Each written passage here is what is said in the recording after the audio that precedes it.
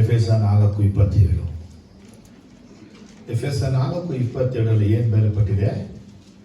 ಸೈತಾನನಿಗೆ ಅವಕಾಶ ಕೊಡಬೇಡಿ. ಎಲ್ಲ ಹೇಳಿ. ಸೊ ಕಳೆದ ವಾರ ನಾವು ಏನು ಧ್ಯಾನಿಸ್ತು ಅಂತ ಕೇಳಿದ್ರೆ, ನಾವು ನಮ್ಮ ನೆರೆಯವರಿಗೆ ಪ್ರೀತಿಯನ್ನು ತೋರಿಸ್ಬೇಕು, ಅವರಿಗೆ ಸಹಾಯವನ್ನ ಮಾಡಬೇಕು. ನೆನಪಿದೆಯಾ? ಲವ್ ಆ್ಯಂಡ್ ಸೆಲ್ಫ್ಲೆಸ್ ಲೈಫ್ ನಾವು ತೋರಿಸುವಾಗ, ಖಂಡಿತವಾಗಿ ನಾವು ತೋರಿಸುವಾಗ ದೇವರು ಮಾಡ್ತಾರೆ, ಸೈತಾನ ನಮ್ಮ ಒಳಗೆ ಬರೋಕ್ಕೆ ಆಪ್ಷನ್ನೇ ಕೊಡೋಣ. ಅವನು ನಮ್ಮ ಒಳಗೆ ಬಂದಿದ್ದಾನೆ, ನಮ್ಮ ಒಳಗೆ ಇದ್ದಾನೆ. ಹೆಂಗೆ ಗೊತ್ತಾಗುತ್ತಂದ್ರೆ, ನಮಗೆ ಪ್ರೀತಿಯ ಕೊರತೆ ಆದಾಗ, ನಾವು ಪ್ರೀತಿಸದೆ ಹೋದಾಗ, ಪ್ರೀತಿ ತೋರಿಸದೆ ಹೋದಾಗ, ನಮಗೆ ಪ್ರೀತಿ ಇಲ್ಲದೆ ಹೋದಾಗ ಅದೇನಾಗುತ್ತೆ? ಸೈತಾನಿಗೆ ಅವಕಾಶ ಕೊಟ್ಟಿದೆ. ಸೆಲ್ಫಿಶ್ಗಳು, ನಾವು ಸ್ವಾರ್ಥವಾಗಿ ಯೋಚಿಸೋದು, ಸ್ವಾರ್ಥವಾಗಿ ಚಿಂತಿಸೋದು, ನಮ್ಮ ಬಗ್ಗೆ ಮಾತ್ರ ನಾವು ಯೋಚನೆ ಮಾಡ್ಕೊಳ್ಳೋದು, ನಾವು ಚೆನ್ನಾಗಿರ್ಬೇಕು, ನಾವು ತಿನ್ಬೇಕು ಅಂತೇಳಿ. ಇಂಥ ಸ್ವಾರ್ಥ ಜೀವನ ನಮ್ಮೊಳಗಿರುವಾಗ ನಾವು ಸೈತಾನಿಗೆ ಅವಕಾಶವನ್ನ ಕೊಟ್ಟಿದ್ದೀವಿ. ಸೊ ಕಳೆದ ವಾರ ಹೇಳಿದ ಮುಖ್ಯ ವಿಷಯ ಅದೇನೆ, ನಾವು ನಮ್ಮಿಂದ ಸಾಧ್ಯವಾದಷ್ಟು ಇನ್ನೊಬ್ಬರಿಗೆ ಸಹಾಯವನ್ನ, ಆಮೇನ್, ಹಲ್ಲೆಲೂಯಾ. ಸೊ ಯಾವಾಗ ಇನ್ನೊಬ್ಬರಿಗೆ ನಾವು ಸಹಾಯವನ್ನ ನಾವು ಮಾಡ್ತೀವೋ ಆಗ ಸೈತಾನಿಗೆ ಅವಕಾಶ ಕೊಟ್ಟಿಲ್ಲ ಎಂಬುದಾಗಿ. ಇವತ್ತು ಇನ್ನೊಂದು ವಿಚಾರವನ್ನು ಧ್ಯಾನಿಸಕ್ಕೆ ಹೋಗ್ತೀವಿ. ಎಫೆಸ ಬರೆದ ಪತ್ರಿಕೆಯಲ್ಲಿ ಅಧ್ಯಾಯ 1 ವಾಕ್ಯ 22 ಮತ್ತು 23. ಪೌಲನು ಎಫೆಸದವರಿಗೆ ಬರೆದ ಪತ್ರಿಕೆಯಲ್ಲಿ ಅಧ್ಯಾಯ 1 ವಾಕ್ಯ 22 ಮತ್ತು 23.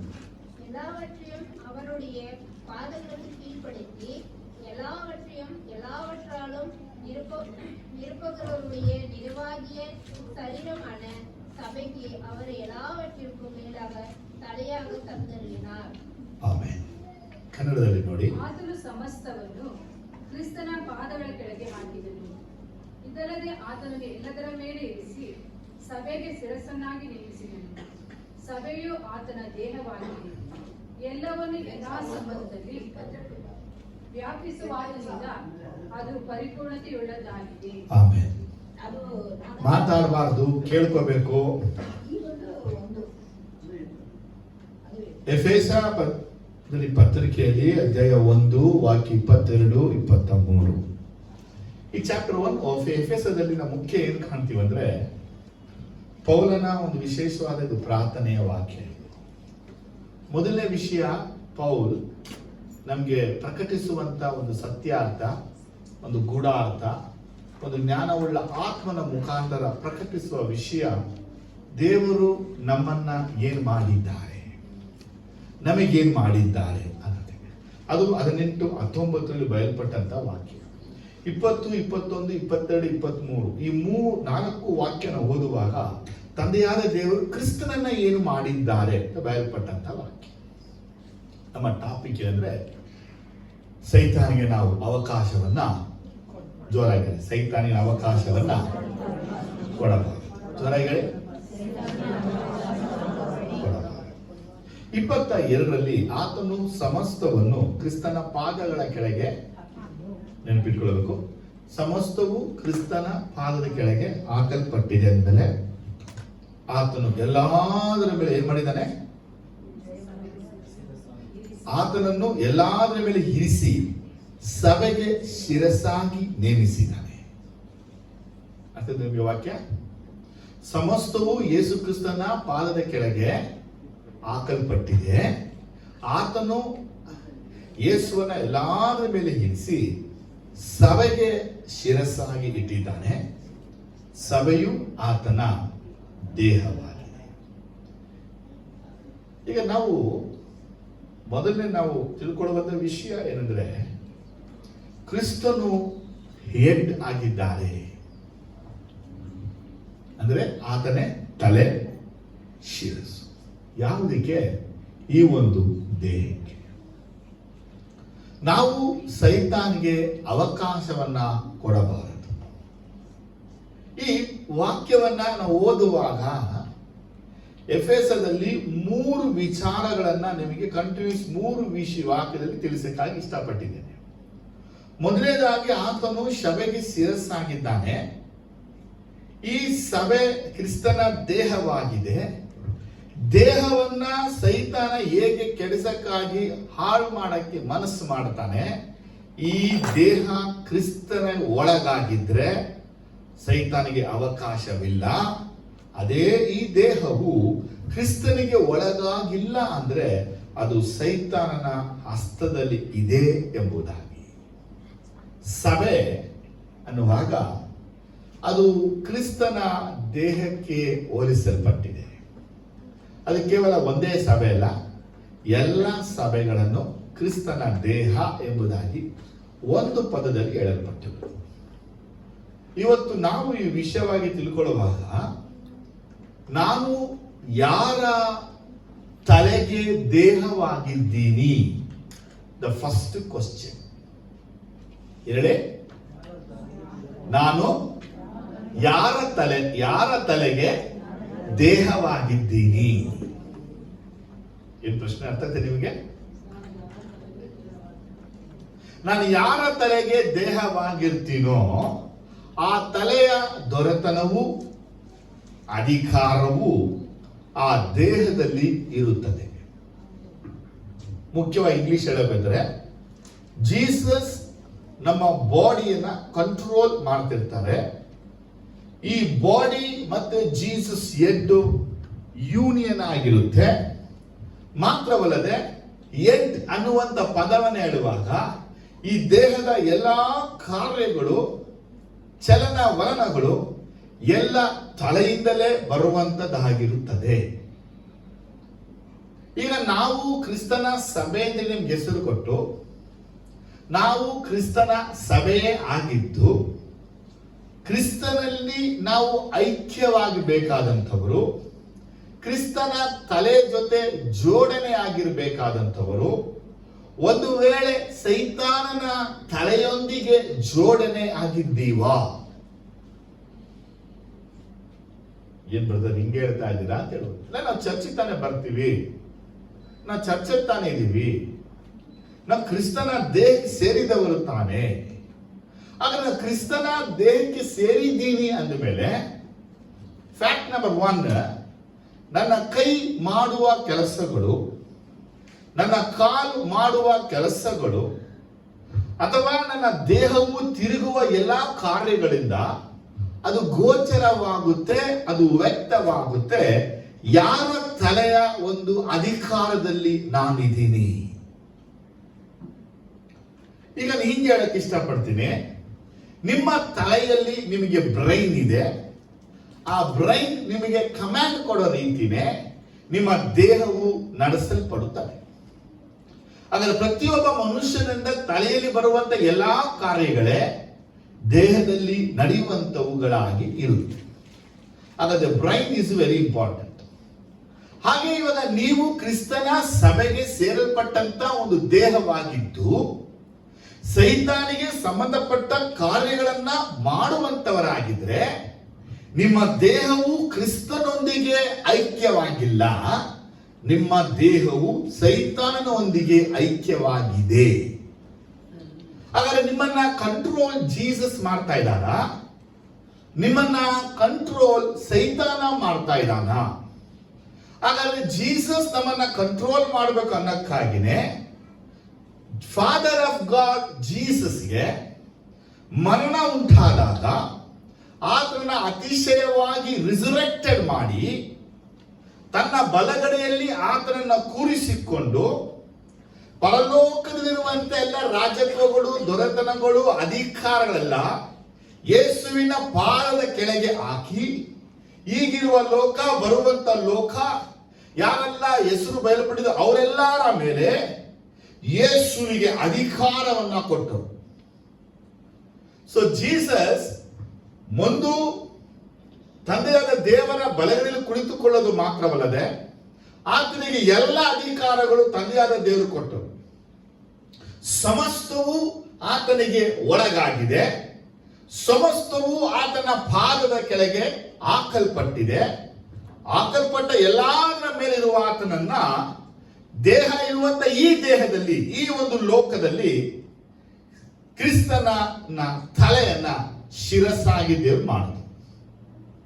ಸೊ ಜೀಸಸ್ ಇಸ್ ಹೆಡ್ ಎಲ್ಲಾದ್ರಲ್ಲೂ. Amen, hallelujah. ಹಾಗಾದ್ರೆ ಯೇಸು ಎಲ್ಲಾದ್ರಲ್ಲಿ ಹೆಡ್ ಆಗಿದ್ದಾರೆ ಅಂದಮೇಲೆ ನನ್ನ ದೇಹವು ಆತನ ಅಧಿಕಾರದಲ್ಲಿ ಇರಬೇಕು, ಆತನಿಗೆ ಒಳಗಾಗಿರಬೇಕು, ಆತನು ಹೇಳೋದನ್ನ ಮಾಡಬೇಕು. ಆತನ ಹೇಳೋ ಕಾರಣ ನನ್ನ ದೇಹ ಮಾಡ್ತಾ ಇದ್ರೆ, ಆಮೇಲೆ ಹಲ್ಲೆಲೂಯ, ನಾನು ಕ್ರಿಸ್ತನ ದೇಹ, ನನ್ನ ದೇಹಕ್ಕೆ ಕ್ರಿಸ್ತನು ತಲೆ, ಕ್ರಿಸ್ತನೇ ತಲೆ ಈ ದೇಹಕ್ಕೆ ಗುರುತಿಸಬಹುದು. ಆದ್ರೆ ನನ್ನ ದೇಹವು ಕ್ರಿಸ್ತನಿಗೆ ತಲೆ ಅಂತ ನಾನು ಹೇಳಿ, ಅಥವಾ ಕ್ರಿಸ್ತನ ತಲೆಯೇ ಈ ದೇಹ ಅಂತೇಳಿ ನಾವು ಒಪ್ಪಿಕೊಂಡು ನಮ್ಮ ಜೀವನದಲ್ಲಿ ಸೈತಾನನ ಇಚ್ಛೆಗಳನ್ನ ನಾವು ಮಾಡುವಂತವರಾಗಿದ್ರೆ, ನಾವು ಸೈತಾನಿಗೆ ಅವಕಾಶವನ್ನ ಕೊಟ್ಟು ನಮ್ಮನ್ನ ನಾವು ಮೋಸ ಮಾಡಿಕೊಂಡಿದ್ದೀವಿ ಎಂಬುದಾಗಿ ಅರ್ಥ. Amen, hallelujah. ಫಸ್ಟ್ ವಿಷಯ ನಿಮ್ಗೆ ಹೇಳಕ್ಕೆ ಇಷ್ಟಪಡ್ತೀನಿ. ಕ್ರಿಸ್ತನನ್ನ ಯೇಸು ಕ್ರಿಸ್ತನು ಅತಿಶಯವಾಗಿ, ಸತ್ಯದ ಕ್ರಿಸ್ತನ ಯೇಸುವನ್ನು ಅತಿಶಯವಾಗಿ ತಂದೆಯಾದ ದೇವರು ಬದುಕಿಸಿದನು. ಆ ವರ್ಡ್ ಮಾತ್ರ ಹೇಳ್ಪಟ್ಟಿದೆ. ಸೊ ಜೀಸಸ್ ರಿಸರೆಕ್ಟೆಡ್ ಅನ್ನುವಂತ ವರ್ಡ್ ನಮ್ಗೆ ಏನಿರುತ್ತೆ ಅಂತ ಕೇಳಿದ್ರೆ, ಯೇಸು ಕ್ರಿಸ್ತನ ಪುನರುತ್ಥಾನವು, ಯೇಸು ಕ್ರಿಸ್ತನ ಮರಣವು, ಯೇಸು ಕ್ರಿಸ್ತನ ಶ್ರಮೆ, ಈ ಮೂರು ಕಾರ್ಯಗಳು ಕ್ರಿಸ್ತನು ಮಾಡಿದಕ್ಕಾಗಿ, ಒಂದು, ಆತನು ಪಾಪಕ್ಕೆ ತನ್ನ ದೇಹದಲ್ಲಿ ದಂಡನೆಯನ್ನ ಕೊಟ್ಟು ಪಾಪಕ್ಕೆ ತನ್ನ ದೇಹದಲ್ಲಿ ಮರಣವನ್ನ ಕೊಟ್ಟನು. ಎರಡನೇದಾಗಿ, ಮರಣ ಅಧಿಕಾರಿಯನ್ನ ಮರಣದಿಂದ ಅಡಗಿಸಿ ಮರಣ ಭಯದಲ್ಲಿ ಇರುವವರನ್ನ ಯೇಸು ಕ್ರಿಸ್ತರು ಬಿಡುಗಡೆ ಮಾಡಿದನು. ಮೂರನೇದಾಗಿ, ಯೇಸು ಪುನರುತ್ಥಾನ ಆದ ನಿಮಿತ್ತವಾಗಿ ಮರಣಕ್ಕೂ ನರಕಕ್ಕೂ ಪಾಪಕ್ಕೂ ಭಯಪಡುವ ಅವಶ್ಯಕತೆಗಳು ನಮಗಿಲ್ಲ. ಯೇಸು ಎಲ್ಲವನ್ನ ಜಯಿಸಿದ್ದಾರೆ. ಮಾತ್ರವಲ್ಲದೆ ಆತನ ಮೇಲೆ ನಂಬಿಕೆ ಇಡುವಂತವರು ಎಲ್ಲರೂ ಎಲ್ಲವನ್ನ ಜಯಿಸಿದ್ದಾರೆ. ಆಮೇಲೆ ಆದ್ರೆ ಜೀಸಸ್ ಮರಣವನ್ನ ಗೆದ್ದಿದ್ದಾನೆ, ಸಾವನ್ನ ಗೆದ್ದಿದ್ದಾನೆ, ಪಾಪವನ್ನ ಗೆದ್ದಿದ್ದಾನೆ, ಶಾಪವನ್ನ ಗೆದ್ದಿದ್ದಾನೆ. ಇವತ್ತು ಸೈತಾನಿಗೆ ನಾವು ಅವಕಾಶವನ್ನು ಕೊಡುವಂತ ಭಾಗಗಳಲ್ಲಿ ಒಂದು ಭಾಗ ಇದೆ. ಆ ಒಂದು ಭಾಗ ಯಾವುದು ಅಂತ ಕೇಳಿದ್ರೆ ಶಾಪ ಅನ್ನುವಂತ ಒಂದು ವಿಷಯ, ಕರ್ಸ್. ನಾನು ಅದಕ್ಕೆ ನಿಮ್ಗೆ ಹೇಳ್ತಾ ಇದ್ದೀನಿ, ಇವತ್ತು ಸಭೆ ಕ್ರಿಸ್ತನ ಒಂದು ದೇಹವಾಗಿದ ಮೇಲೆ ಶಾಪವೆಲ್ಲ ಕ್ರಿಸ್ತನ ತಲೆಯ ಮೇಲೆ ಹೋಯಿತು. ಆತನು ಮುಳ್ಳಿನ ಕಿರೀಟವನ್ನ ಧರಿಸಿಕೊಂಡನು. ಧರ್ಮಶಾಸ್ತ್ರಕ್ಕೆ ಇರುವಂತ ಎಲ್ಲ ಶಾಪಗಳು ಆತನ ಮೇಲೆ ಬಂದವು. ಧರ್ಮಶಾಸ್ತ್ರ ಇಲ್ಲದೆ ಇರುವಂತ ಶಾಪಗಳು ಸಹ ಆತನ ಮೇಲೆ ಬಂದವು. ಆತನು ಶಾಪವನ್ನ ಹೊತ್ತುಕೊಂಡು ಶಾಪಗಳನ್ನ ಮುರಿದು ಆತನು ನಮ್ಮ ಶಾಪಗಳು, ಪರಂಪರೆಯ ಶಾಪಗಳು, ವಂಶ ಪರಂಪರೆ ಶಾಪಗಳು ಇಲ್ಲದಂತೆ ಮಾಡಿದನು. Amen, hallelujah. ಇವತ್ತು ನನ್ನ ಜೀವನದಲ್ಲಿ, ನನ್ನ ಮನೆಯಲ್ಲಿ, ನನ್ನ ಕುಟುಂಬದಲ್ಲಿ ಶಾಪ ಇಲ್ಲ. ಯಾಕಂದ್ರೆ ನಾನು ದೇಹ, ನಾನು ತಲೆ ಅಲ್ಲ. ಅರ್ಥ ಆದ್ರೂ ಹಲ್ಲೆಲೂಯ. ನಾನು ಜೀಸಸ್, ನನಗೆ ಜೀಸಸ್ ಹೆಡ್ ಆಗಿದ ಮೇಲೆ ನಾನು ಜೀಸಸ್ ನ ಬಾಡಿ ಆಗಿದ್ದೀನಿ. ಶಾಪಗಳು ತಲೆಯ ಮೇಲೆ ಬರುವಂಥದ್ದು ದೇಹದ ಮೇಲಲ್ಲ. ವಾಕ್ಯ ಗೊತ್ತಾಗೋದಿಲ್ವಾ? ನಾನು ಅಪರಾಧಗಳನ್ನ 3 ತಲೆ 4 ತಲೆವರೆಗೆ ಬರ ಮಾಡುವೆನು. ಶಾಪವು ತಲೆ ಮೇಲೆ ಬರುವಂಥದ್ದು. ಹಾಗಾದ್ರೆ ನಮ್ಮ ಪಿತೃಗಳ ತಲೆಗಳ ಮೇಲೆ ಬಂದಂತ ಅದೇ ಶಾಪವನ್ನ ಯೇಸು ಕ್ರಿಸ್ತನು ತನ್ನ ತಲೆಯ ಮೇಲೆ ಶಾಪವನ್ನ ಧರಿಸಿಕೊಂಡು ಆ ಶಾಪದಿಂದ ನಮ್ಮನ್ನ ಮುಕ್ತಿ ಕೊಡಿಸಿ, ಶಾಪದಿಂದ ನಮ್ಮನ್ನ ಬಿಡುಗಡೆ ಮಾಡಿ, ಶಾಪದ ಹಕ್ಕುಗಳು, ಶಾಪದ ಬಂಧನಗಳು, ಶಾಪದ ವಿಚಾರಗಳಿಂದ ನಮ್ಮನ್ನ ಸಂಪೂರ್ಣ ಬಿಡುಗಡೆ ಮಾಡಿದ್ದಾನೆ. ಯಾಕಂದ್ರೆ ಯೇಸು ಕ್ರಿಸ್ತನು ಶಿಲುಬೆಗೆ ಮಾತ್ರ ಆತನ ತಲೆ ಮೇಲೆ ಮುಳ್ಳಿನ ಕಿರೀಟ ಇತ್ತು. ಆದರೆ ಇವತ್ತು ಆತನ ತಲೆಯ ಮೇಲೆ ರಾಜಾದಿ ರಾಜ, ಕರ್ತಾದಿ ಕರ್ತ ಎಂಬ ಕಿರೀಟಗಳು ಉಂಟು.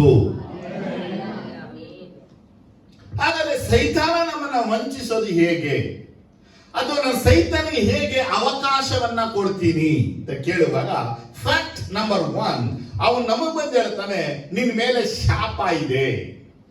ಒಂದು ಪರಂಪರೆಯ ಶಾಪ ಇದೆ, ಕುಟುಂಬದ ಶಾಪ ಇದೆ. ಎಸ್, ಶಾಪ ಇದೆ ಅಂತ ಹೇಳ್ತಾನೆ.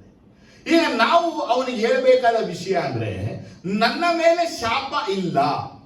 ಯಾಕೆ ನನ್ನ ಮೇಲೆ ಶಾಪ ಇಲ್ಲ ಅಂತ ಕೇಳಿದ್ರೆ, ನಾನು ಕ್ರಿಸ್ತನ ಶಿರಸ್ಸಿಗೆ ದೇಹವಾಗಿದ್ದೀನಿ, ಕ್ರಿಸ್ತನಿಗೆ ನಾನು ಶಿರಸ್ಸಲ್ಲ.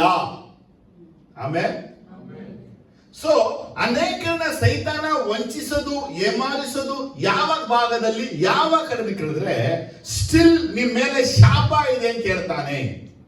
ಈಗ ನನ್ನ ಮೇಲೆ ಶಾಪ ಇದೆ, ನನ್ನ ಕುಟುಂಬದ ಶಾಪ ಇದೆ, ಪರಂಪರೆ ಶಾಪ ಇದೆ, ಸರಿ ಇದೆ, ಇರ್ಲಿ. ಆದ್ರೆ ಕ್ರಿಸ್ತನು ನನ್ನ ದೇಹಕ್ಕೆ ಶಿರಸ್ಸಾದ ಮೇಲೆ ನನಗೆ ತಲೆನೇ ಇಲ್ಲ ಅಂದ ಮೇಲೆ ನನ್ನ ಮೇಲೆ ಎಲ್ಲಿನ ಶಾಪ ಬಂತು? ಕೇಳಿ ಪಕ್ಕದಲ್ಲಿ ಎಲ್ಲಿ ಶಾಪ ಬಂತು? ನೋ ಕರ್ಸ್. ನನ್ನ ಮೇಲೆ ಶಾಪ ಇಲ್ಲ. ಇದು ಜೋರಾಗಿ ಹೇಳಿ, ನನ್ನ ಮೇಲೆ ಶಾಪವೇ.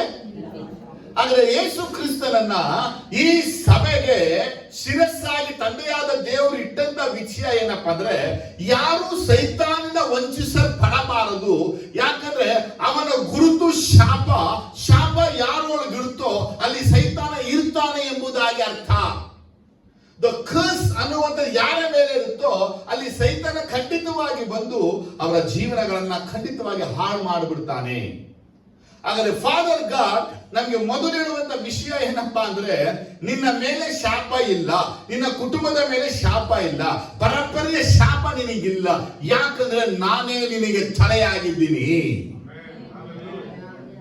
ಅರ್ಥ ಆಯ್ತಾ? ಆದ್ರೆ ಇವತ್ತಿಲ್ಲ ನಾಳೆ ಸೈತಾನ್ ಬಂದು ನಿಮ್ಮನ್ನ ಏನ್ ಮಾಡೋದಂದ್ರೆ, ನಿಮ್ಮನ್ನ ವಂಚಿಸಬಹುದು. ಅವ್ನಿಗೆ ಅವಕಾಶ ಕೊಡಬೇಡಿ, ಅವಕಾಶ ಕೊಡಬೇಡಿ. ಏನ್ ಅವಕಾಶ ಕೊಡಬೇಡಿ ಅಂದ್ರೆ, ಅವ್ನು ಹೇಳ್ತಾನೆ ನಿನ್ ಮೇಲೆ ಶಾಪ ಇದೆ. ಯಾರೋ ಅವ್ರು ಬಂದೈತೆ, ನಿನ್ ಮೇಲೆ ಶಾಪ ಇದೆ, ಸಭೆಯಲ್ಲಿ ಶಾಪ ಇದೆ. ಆಗ ನಾವೇನ್ ಮಾಡ್ತೀವಿ? ಕರ್ಸ್ ಬಂದ್ಬಿಟ್ಟಿದೆ ಅಂತ ಏನ್ ಮಾಡ್ತೀವಿ? ಉಪವಾಸಗಳಲ್ಲಿ, ಪ್ರಾರ್ಥನೆಗಳಲ್ಲಿ ನಾವು ತೊಡಗುತ್ತೀವಿ. ಸರಿ, ಆದ್ರೆ ಉಪವಾಸ ಪ್ರಾರ್ಥನೆ ಮಾಡಕ್ಕಿಂತ ಮುಂಚೆ ದೇವರಾದ ಯೇಸುವನ್ನ ವಿಚಾರಿಸ್ಬೇಕಾ ಬೇಡವಾ? ವಿಚಾರಿಸ್ಬೇಕು. ವಿಚಾರಣೆ ಮಾಡೋದು ಎರಡನೇದಾಗಿರ್ಲಿ, ವಾಕ್ಯವನ್ನ ನಾವು ಹುಡುಕಬೇಕಾ ಹುಡುಕಬಾರ್ದಾ? ಬೈಬಲ್ ಅಲ್ಲಿ ಬಯಲ್ಪಟ್ಟಂತ ಮಾತುಗಳು ಸತ್ಯವಾಗಿಯೂ ಜೀವವಾಗಿಯೂ ಇರುವಾಗ ಈ ವಾಕ್ಯ ಹೇಳ್ತಾ ಇದೆ, ನಿನಗೆ ಶಿರಸ್ಸು ಕ್ರಿಸ್ತನು ಆದ ಮೇಲೆ ನಿನ್ನ ಮೇಲೆ ಪರಂಪರೆಯ ಶಾಪ ಇಲ್ಲ, ಪರಂಪರೆಯ ಶಾಪ ಇಲ್ಲ, ಪರಂಪರೆಯ ಶಾಪ ಇಲ್ಲ. ಯೇಸು ನಿನಗಾಗಿ ಶಾಪಗ್ರಸ್ತನಾಗಿ ಎಲ್ಲಾ ಶಾಪಗಳಿಂದ ನಿನ್ನನ್ನು ಬಿಡಿಸಿದ್ದಾನೆ. Don't give a chance to opportunity to set. ಇವತ್ತು ಸಭೆ ಕ್ರಿಸ್ತನಿಗೆ ಒಳಗಾಗಿದೆಯಾ, ಒಳಗಾಗಿಲ್ವಾ? ನಂಬರ್ ಒನ್ ವಿಷಯ. ಇವತ್ತು ಕ್ರಿಸ್ತನು ನನಗೆ ತಲೆ ಆಗಿದ್ದಾನೆ. ಹಾಗಾದ್ರೆ ಇದಕ್ಕಿಂತ ಮುಂಚೆ ನನಗೆ ತಲೆ ಯಾರಾಗಿದ್ರು? ನನ್ನ ಪ್ರಶ್ನೆ ಏನಮ್ಮ? ಇಲ್ಲಿ ವಾಕ್ಯ ಬಂದ್ಬಿಟ್ಟಿದೆ, ಕ್ರಿಸ್ತನು ನಮಗೆ ಶಿರಸ್ಸಾಗಿದ್ದಾನೆ. ವಾಕ್ಯದಲ್ಲಿ ಬಯಲ್ಪಟ್ಟಿದೆ. ಯಾವ ಬಯಲ್ಪಟ್ಟಿತ್ತು? ಯೇಸು ಮರಣವನ್ನು ಹೊಂದಿ ಪುನರುತ್ಥಾನ ಆದ ಮೇಲೆ ತಂದೆಯಾದ ದೇವರು ಯೇಸುವನ್ನ ಶಿರಸ್ಸಾಗಿ ಇಟ್ಟನು. ಯೇಸುವನ್ನ ಶಿರಸ್ಸಾಗಿ ದೇಹಕ್ಕೆ ಇಡಕ್ಕಿಂತ ಮುಂಚೆ ಈ ದೇಹಕ್ಕೆ ತಲೆಯಾಗಿ ಇದ್ದವರು ಯಾರು? ನೋಡಿ, ನಿಮ್ಮ ಜೀವನದಲ್ಲಿ ನಿಮಗೆ ತಲೆಯಾಗಿ. ನನ್ನ ಪ್ರಶ್ನೆ, ಪೌಲ ಹೇಳ್ತಾನೆ, ಪ್ರತಿಯೊಂದು ಸ್ತ್ರೀಗೆ ಪುರುಷನು ತಲೆಯಾಗಿ, ಪುರುಷನಿಗೆ ಕ್ರಿಸ್ತನು ತಲೆಯಾಗಿ, ಕ್ರಿಸ್ತನಿಗೆ ತಂದೆಯಾದ ದೇವರು ತಲೆಯಾಗಿದ್ದಾನೆ. Amen, hallelujah. ಹೌದಾ? ಹಾಗಾದ್ರೆ ನಾವು ಕ್ರಿಸ್ತನ ಒಂದು ತಲೆಯನ್ನ ಹೊಂದಿಕೊಳ್ಳಕ್ಕಿಂತ ಮುಂಚೆ ನಮ್ಮ ಮೇಲೆ ಯಾವ ತಲೆ ಇತ್ತು? ಯಾರ ತಲೆ ಇತ್ತು? ಸೈತಾನ್ ತಲೆ ಬಂದು ಇಟ್ಕೊಳಕ್ಕಾಗುತ್ತಾ? ಎಲ್ಲಪ್ಪ, ಸೈತಾನ ತಲೆ ಇಡಕ್ಕಾಗುತ್ತಮ್ಮ? ಇಲ್ಲ. ನೋಡಿ, ಅದೇ ನಿಮ್ಗೆ ಹೇಳೋದ ವಿಷಯ. ನಾವು ಎಲ್ಲರೂ ಆದಾಮನ ತಲೆ ಹೊಂದಿದವರಾಗಿದ್ದು. ಜಗಮ ಜೋರಾಲೆಲ್ಲ ಚಲಂಗೋ. ಯಾರ ತಲೆ? ನಮ್ಗೆಲ್ಲರಿಗೂ ಆದಾಮನ ತಲೆ ಇತ್ತು. ನಮಗೆ ಈ ಮಾನವನ ಕುಲದ ದೇಹಕ್ಕೆ ಆದಾಮನ ತಲೆ. ಈ ಆದಾಮನ ತಲೆಯಲ್ಲಿ ನಾವು ಸೇರ್ಕೊಂಡು ಆದಾಮ ಮಾಡಿದ ಕಾರ್ಯಗಳನ್ನೇ ನಾವು ಮಾಡಿಕೊಂಡು ಬಂದು, ಆದಾಮನು ಮಾಡುವ ಕಾರ್ಯಗಳನ್ನ ಮಾಡದ ಇದಕ್ಕೆ ಏನ್ ಕಾರಣ ಅಂದ್ರೆ, ನಮಗೆಲ್ಲರಿಗೂ ತಲೆ ಆದಾಮ. ಟ್ರ್ಯಾಕ್ ನ ಕರೆಕ್ಟ್ ಆಗಿ ಅರ್ಥ ಮಾಡ್ಕೊಳ್ಳಿ. ಸ್ಪಿರಿಟ್ ಆಫ್ ಗಾಡ್ ಹೆಲ್ಪ್ ಮಾಡಿ. ತಲೆ ಅನ್ನುವಾಗ ಅಲ್ಲಿ ಬ್ರೈನ್ ಇದೆ. ಆ ಬ್ರೈನ್ ಬಾಡಿಯನ್ನ ಕಂಟ್ರೋಲ್ ಮಾಡುತ್ತೆ. ಸೊ ಜೀಸಸ್ ನನಗೆ ಎಡ್ಡಾಗೋಕ್ಕಿಂತ ಮುಂಚೆ ಆಡಮ್ ನನಗೆ ಎಡ್ಡಾಗಿದ್ದ. ಸೊ ಅದಕ್ಕಾಗಿ ನನ್ನ ಕೈ ನನ್ನ ಕಾಲು ಎಲ್ಲವೂ ಆದಾಮನು ಹೇಳಿದ ಹಾಗೆ ಮಾಡುತ್ತಾ ಇತ್ತು. ಆಮೇಲೆ ಆದರೆ ಆದಾಮನಿಗೆ ನನ್ನ ದೇಹವು ಸೇರಿಸಲ್ಪಟ್ಟ ನಿಮಿತ್ತವಾಗಿ ಆದಾಮಗೆ ದೇವರು ಕೊಟ್ಟ ಶಾಪ, ದೇವರು ಆದಾಮ ಕೊಟ್ಟಂತ ಶಾಪ ಎಲ್ಲವೂ ದೇಹದಲ್ಲಿ ಪ್ರವೇಶಿಸಿತ್ತು. ಯಾಕಂದ್ರೆ ತಲೆ ನೇರವಾಗಿದೆ, ಆದಾಮನ ತಲೆ ನನ್ನ ದೇಹದಲ್ಲಿ. ನನ್ನ ಯೋಚನೆಗಳು, ನನ್ನ ಉದ್ದೇಶಗಳು, ನನ್ನ ಸಂಕಲ್ಪನೆಗಳು, ನನ್ನ ಮಾತುಗಳು ಎಲ್ಲವೂ ಆದಾಮನಿಗೆ ನಡೀತಾ ಇತ್ತು. ನಾನು ಕೂರೋದು, ನಡೆಯೋದು, ಮಲಗೋದು, ಎದ್ದೇಳೋದು. ಸಿಂಪಲ್ ಆಗಿ ಹೇಳ್ತೀನಿ, Adam nature, Jesus nature. Adam lifestyle, Jesus lifestyle. ಇವರಿಬ್ಬರಲ್ಲಿ ಏನನ್ನ ಕಾಣ್ಬೋದಂದ್ರೆ, ಆದಾಮ ಏನೆಲ್ಲ ಮಾಡಿದ್ನೋ ಅದೆಲ್ಲ ಯೇಸು ಮಾಡಲಿಲ್ಲ. ಹೌದಾ? ಆದಾಮನಿಗೆ ಹಸಿವು ಬಂದು ಹಣ್ಣನ್ನ ತಿನ್ಲಿಲ್ಲ, ಹಣ್ಣು ತಿಂದು ಜೀವನದಲ್ಲಿ ಹಸಿವನ್ನ ತಗೊಂಡ. ಆದಾಮನ ಜೀವನದಲ್ಲಿ ಪಾಪವು ಹಣ್ಣಿನ ಮುಖಾಂತರವಾಗಿ ಬಂದು ಸೇರಿತ್ತು. ಆದರೆ ಯೇಸು ಹಣ್ಣನ್ನ ಶಪಿಸಿ ಪಾಪವು ಸೇರದಂತೆ ಮಾಡಿದನು. ಯಾವ ನೆರಳಲ್ಲಿ ಆದಾಮನು ನಿಂತು ತಾನು ಒಂದು ಬೆತ್ತಲೆ ಅಂತ ಹೇಳಿದ್ನೋ, ಅದೇ ಮರದ ನೆರಳಲ್ಲಿ ಯೇಸು ನಿಂತು ಆ ಮರದ ನೆರಳ ಇಲ್ಲದಂತೆ ಮಾಡಿದನು. ಯಾಕೆ? ಆ ಮರವು ಆ ಕ್ಷಣವೇ ಒಣಗಿ ಹೋಯಿತು. ನನ್ನ ಟಾಪಿಕ್ ಅರ್ಥ ಮಾಡ್ಕೊಳ್ಳಿ. ದೇವರು ಆದಾಮನಿಗೆ ಪವರ್ ಅನ್ನ, ಸ್ಟ್ರೆಂತ್ ಅನ್ನ, ಮೈಟಿಯನ್ನ, ಅಥಾರಿಟಿಯನ್ನ ಕೊಟ್ಟಿಟ್ಟಿದ್ದರು. ಆದ್ರೆ ಅವನು ಆ ಮರವನ್ನ ಕರ್ಸ್ ಮಾಡಬೇಕಾಗಬಹುದಾಗಿತ್ತು, ಆ ಸರ್ಪವನ್ನ ಶಪಿಸಬಹುದಾಗಿತ್ತು, ಅವುಗಳ ಮೇಲಿನ ಅಧಿಕಾರ ಚಲಾಯಿಸಬಹುದಾಗಿತ್ತು. ಆದ್ರೆ ಆದಾಮನು ಚಲಾಯಿಸಲಿಲ್ಲ. ಅವನು ಆ ತೋಟಕ್ಕೆ ಒಬ್ಬ ಕೆಲಸದವನಾಗೆ ನಡ್ಕೊಂಡ ಅಷ್ಟೇ ಹೊರತಾಗಿ ಆ ತೋಟದ ಯಜಮಾನನಂತೆ ಅವನು ನಡ್ಕೊಳ್ಳೇ ಇಲ್ಲ. ಬಟ್ ಜೀಸಸ್ ಎಲ್ಲೇ ಹೋದರೂ ಆತನು ಯಜಮಾನನ ನಡೆದನು. ಆದರೆ ಸೇವೆಯ ಭಾಗದಲ್ಲಿ ಒಬ್ಬ ಸೇವಕನಾಗಿ ನಡ್ಕೊಂಡನು. ತಾನು ಯಾವ ಭಾಗದಲ್ಲಿ ಯಾವ ಕಾರ್ಯಗಳನ್ನ, ಯಾವ ಧರ್ಮಗಳನ್ನ ನೆರವೇರಿಸಬೇಕಾಗಿತ್ತೋ ಅಲ್ಲಿ ಆತನು ಸೇವಕನಾಗಿಯೂ ಅಲ್ಲಿ ಯಜಮಾನನಾಗಿಯೂ ನಡೆದು ಬಂದನು.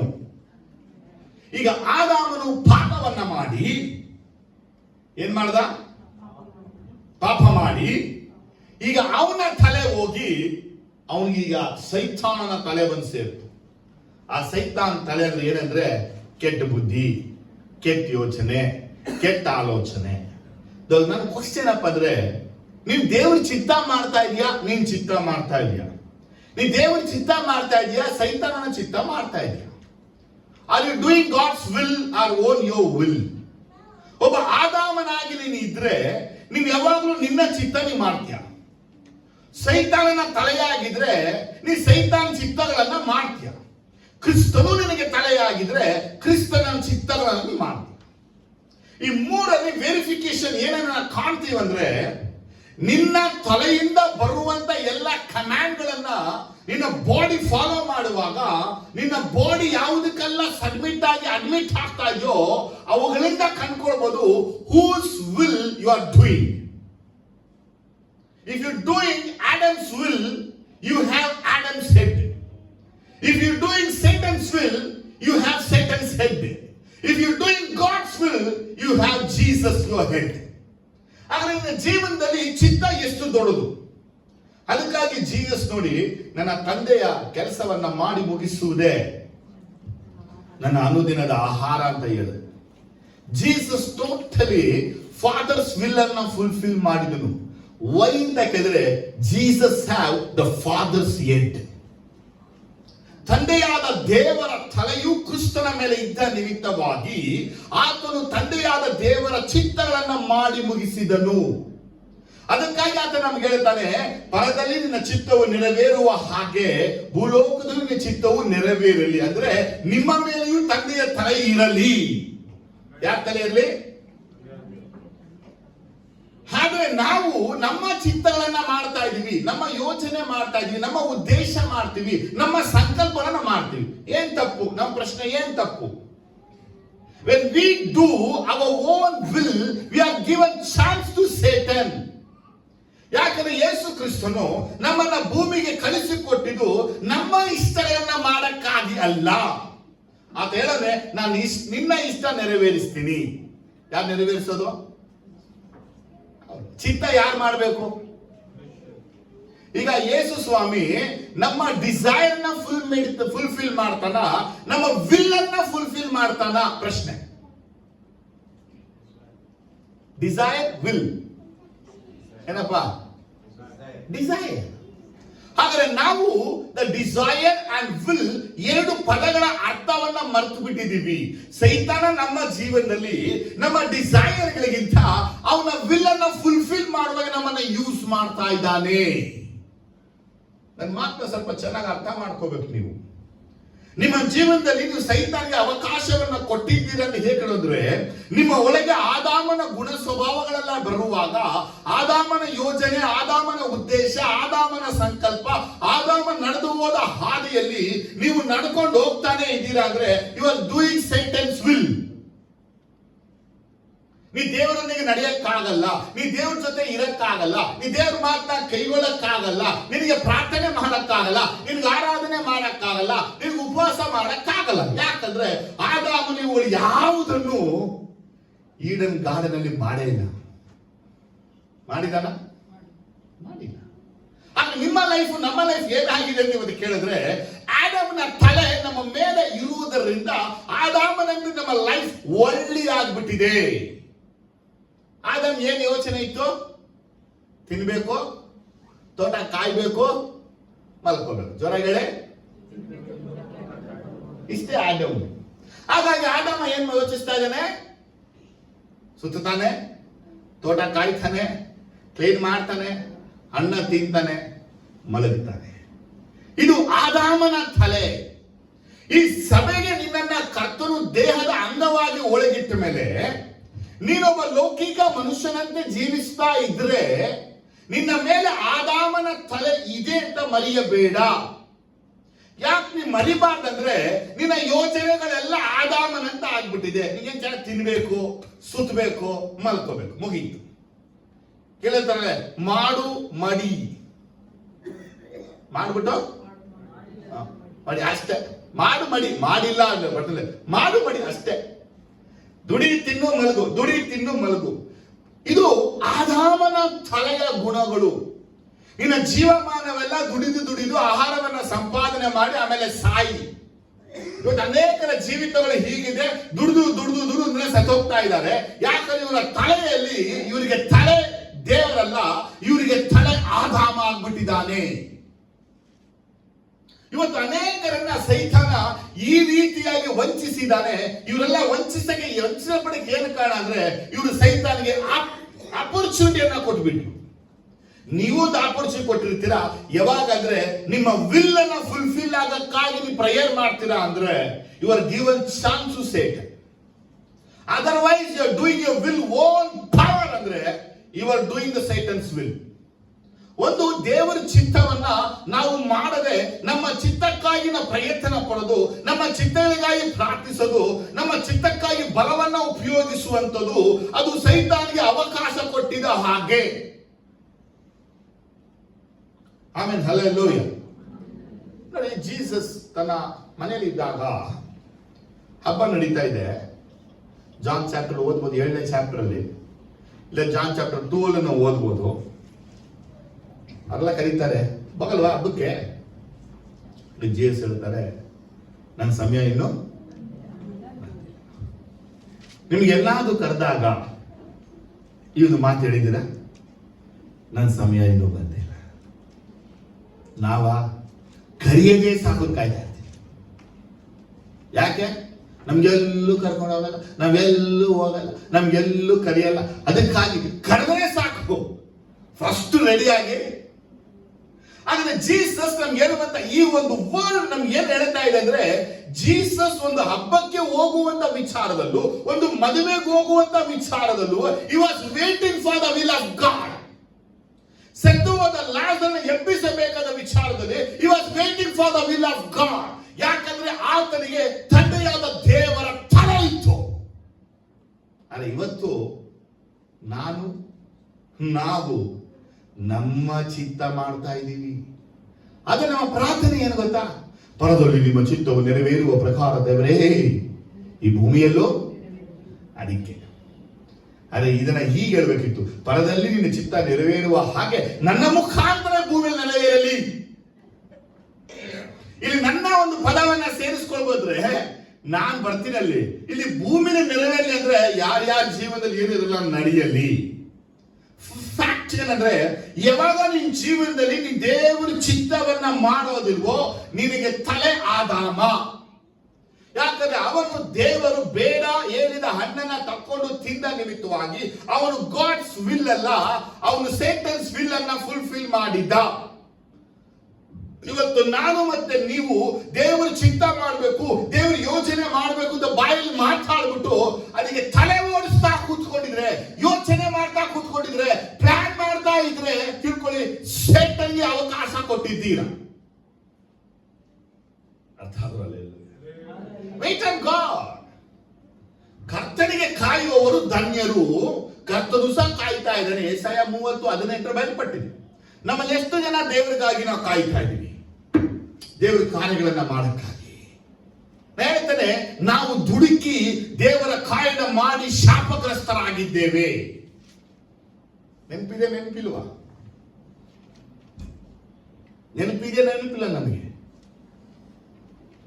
ಸೌಲ್ ಸಾಮುವೇಲ್ ಬರುವ ತನಕ ಅವನು ಕಾಯದೆ ದೇವರಿಗೆ ಅವನು ಬಲಿಯನ್ನ ಅರ್ಪಿಸಿದ ನಿಮಿತ್ತ ಅವನ ಅರಸುತನವನ್ನ ಕಳೆದುಕೊಂಡ.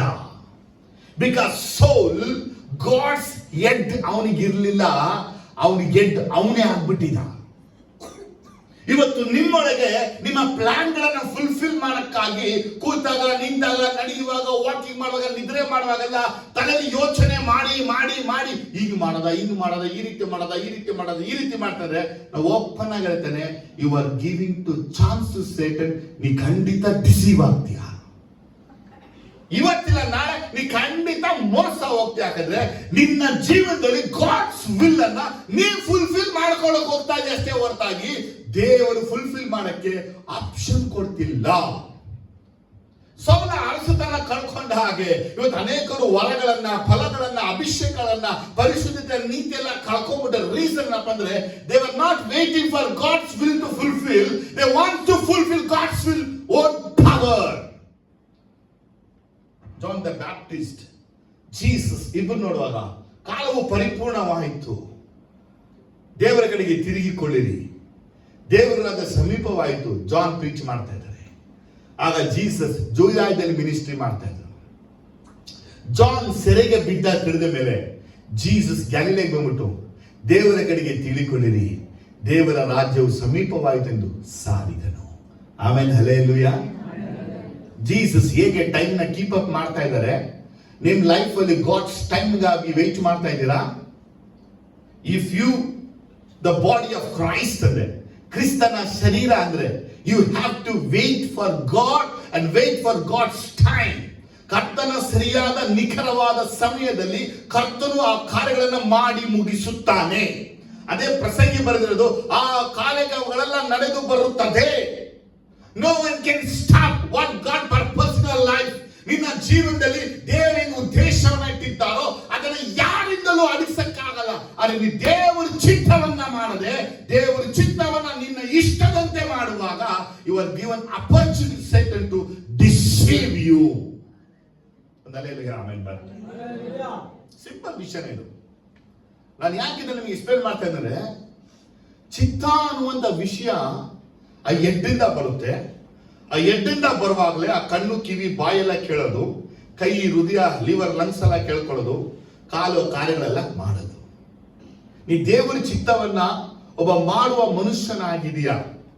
ಲೈಕ್ ಯೇಹುವಿಗೆ ಹೇಳಲ್ಪಟ್ಟಂತ, ಎಲಿಷನಿಂದ ಹೇಳಲ್ಪಟ್ಟಂತ ಗಾಡ್ಸ್ ವಿಲ್ ಅವನು ಮಾಡಿದ. ಬಟ್ ಬೈಬಲ್ ವಾಕ್ಯ ಹೇಳುತ್ತೆ ಅವನು ಸ್ಟಿಲ್ ಬಸವನ್ನ ಪೂಜಿಸ್ತಾ ಇದ್ದ. ಐಡಲ್ ವರ್ಷಿಪ್ ಯೇಹು ಮಾಡ್ತಾ ಇದ್ದ. ಇವತ್ತು ಅನೇಕರೇಗಿದ್ದಾರೆ ಕ್ರಿಸ್ತನ ಒಂದು ನಮ್ಮ ದೇಹಕ್ಕೆ ಕ್ರಿಸ್ತನೇ ತಲೆ ಅಂದ್ಬಿಟ್ಟು I am doing God's will ಅನ್ನು ಮಾತಾಡ್ಬಿಟ್ಟು ಅಲ್ಲಿ ಯಾರು ವಿಲ್ ಮಾಡ್ತೀವಿ ಅಂದ್ರೆ ಬಸವನ ವಿಲ್ಗಳನ್ನ ಮಾಡ್ತಿರ್ತೀವಿ. ಒಂದು ವೇಳೆ ನಿನ್ನ ತಲೆಯ ಮೇಲೆ ಬಸವ ತಲೆ ಇದೆಯಾ? ನೀ ಹೇಳ್ಬೋದು, ನಾನು ಈ ಸಭೆಯಲ್ಲಿ ಇದ್ದೀನಿ, ಈ ಸಭೆಯ ಒಂದು ಅಂಗವಾಗಿದ್ದೀನಿ, ಈ ಸಭೆಗೆ ಕ್ರಿಸ್ತನು ತಲೆ ಆಗಿದ್ದಾನೆ, ನಾನು ಅಕ್ಸೆಪ್ಟ್ ಮಾಡ್ತೀನಿ. ಆದ್ರೆ ಈ ತಲೆಗೆ ಕ್ರಿಸ್ತನು ಶಿರಸ್ಸಾದ್ಮೇಲೆ ಇಲ್ಲಿ ಬಸವನ ತಲೆ ಎಂದು ಬಂತು? ನಮ್ಮಗಳದೆಲ್ಲ ಡೈಲಾಗ್ ಇದೆ. ಹಿಂದೆ ನಾವು ಮಾಡಿದ ಕೆಲಸಗಳನ್ನೇ ಮಾತಾಡ್ತೀವಿ. ಅದು ಒಳ್ಳೇದಾಗಲಿ ಕೆಟ್ಟದಾಗಲಿ, ಅದು ಪಾಪವಾಗಲಿ ಪರಿಶುದ್ಧ ಆಗಲಿ, ನಾವು ಹಿಂದೆ ಮಾಡಿದ್ದು. ಇವತ್ತು ವಿಷಯ ಮಾತಾಡೋಣ. ನೆನ್ನೆನ ದೇವ್ರ ಚಿತ್ತ ಮಾಡಿದೆ, ಇವತ್ತು ದೇವ್ರ ಚಿತ್ತ ಮಾಡ್ದ. ಕಳೆದ ವಾರ ದೇವ್ರ ಚಿತ್ತ ಮಾಡಿದೆ, ಇವತ್ತು ದೇವ್ರ ಚಿತ್ತ ಮಾಡ್ದ. ಇವತ್ತು ನೀವು ಮಾಡುವಂತ ಎಲ್ಲಾ ಕಾರ್ಯಗಳು ನಿನಗೆ ಯೇಸು ಸ್ವಾಮಿ ಪ್ರಕಟಿಸಿದ ವಿಷಯವಾ? ನನ್ನ biggest question. Spirit of god ನಿಮಗೆ ರೆವಲ್ಯೂಷನ್ ಕೊಟ್ಟಿದ್ರೆ ಅದನ್ನ ನೀನು ಮಾಡುವಾಗ ಮಾತ್ರನೇ ಕ್ರಿಸ್ತನು ನಿನಗೆ ತಲೆಯಾಗಿದ್ದಾನೆ. ನಮ್ಮ ಲೈಫಲ್ಲಿ ಅನೇಕರು ನಮ್ಮನ್ನ ಡಿಸೀವ್ ಮಾಡಕ್ಕೆ ಅನೇಕರು ಬಂದರು. Many people came to deceive us. The God revealed me. I can't vision ನೋಡಿದೆ, ನಾ ದರ್ಶನ ಕಾಣದೆ, ದೇವರಿಂದೆಲ್ಲ ನಂಗೆ ರಿವೀಲ್ ಮಾಡಿದ್ದಾರೆ, ಇದನ್ನ ನೀವು ಚರ್ಚಲ್ಲಿ ಮಾಡಬೇಕು, ಹೇಳ್ಬೇಕು. ತುಂಬಾ ಜನ ರೆವಲ್ಯೂಷನ್ ಕೊಡ್ತಾರೆ, ಈಗಲೂ ಕೊಡೋರಿದ್ದಾರೆ. ಅದನ್ನು ಯಾವುದನ್ನು ಅಕ್ಸೆಪ್ಟ್ ಮಾಡೋದೇ ಇಲ್ಲ. ಯಾಕಂದ್ರೆ I am anointed by the god. ದೇವರಿಂದ ಅಭಿಷೇಕಿಸಲ್ಪಟ್ಟಂತ ವ್ಯಕ್ತಿ ಒಬ್ಬ ಮನುಷ್ಯನಿಗೆ ಪ್ರಕಟಿಸಲ್ಪಡೋದನ್ನ ಕೇಳಿ ನಾನು ಮಾಡ್ತೀನಿ ಅಂದ್ರೆ ನನಗೂ ನನ್ನ ದೇವರಿಗೂ ಸಂಬಂಧ ಸರಿ ಇಲ್ಲ.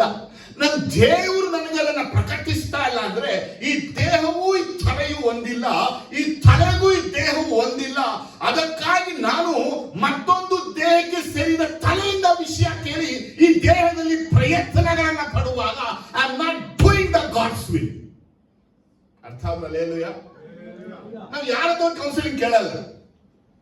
ಅವ್ರು ದೊಡ್ಡ ಸೇವಕರೇ ಆಗಿರ್ಬೋದು, ಭಿಕ್ಷಾಟೆ ಆಗಿರ್ಬೋದು. ಯಾಕಂದ್ರೆ ಈ ಸಭೆಗೆ ಕ್ರಿಸ್ತನು ತಲೆಯಾಗಿದ್ದಾನೆ.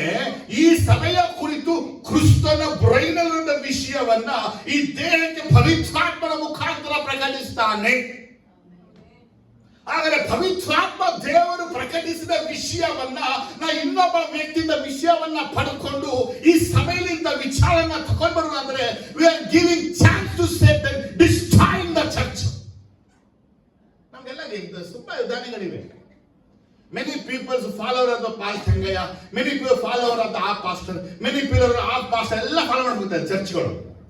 ಯಾವ ಚರ್ಚ್ಗಳು ಎಸ್ಟಾಬ್ಲಿಷ್ ಆಗೋದಿಲ್ಲ, ನಿಂತ್ಕೊಳ್ಳೋಕೆ ಇಲ್ಲ. ಅವರ ಓಟ ಬೇರೆ, ಅವರ ವಿಷನ್ ಬೇರೆ, ಅವರ ದರ್ಶನ ಬೇರೆ, ಅವರ ಕರೆಗಳು ಬೇರೆ. ನಮ್ಮ ಸಭೆ, ನಮ್ಮ ಕರೆ, ನಮ್ಮ ಸೇವೆಗೆ ನಮಗೆ ಕೊಟ್ಟ ಪವಿತ್ರಾತ್ಮನ ಅಭಿಷೇಕವೇ ಬೇರೆ. ಆದರೆ ನಮಗೆ ಕೊಟ್ಟ ಅಭಿಷೇಕವು ವರವು ಬೇರೆ ಆದ ಮೇಲೆ ಮತ್ತೊಬ್ಬ ಸೇವಕನ ಬಳಿ ಹೋಗಿ ನನ್ನ ಸೇವೆ ಕುರಿತು ಅವನ ಹತ್ರ ಕೇಳುವಾಗ ಅವನಿಗೆ ದೇವರು ಪ್ರಕಟಿಸ್ತಾನಂದ್ರೆ ಈ ದೇಹ ಕ್ರಿಸ್ತನಿಗೆ ಸಂಬಂಧ ಇಟ್ಟಿಲ್ಲ.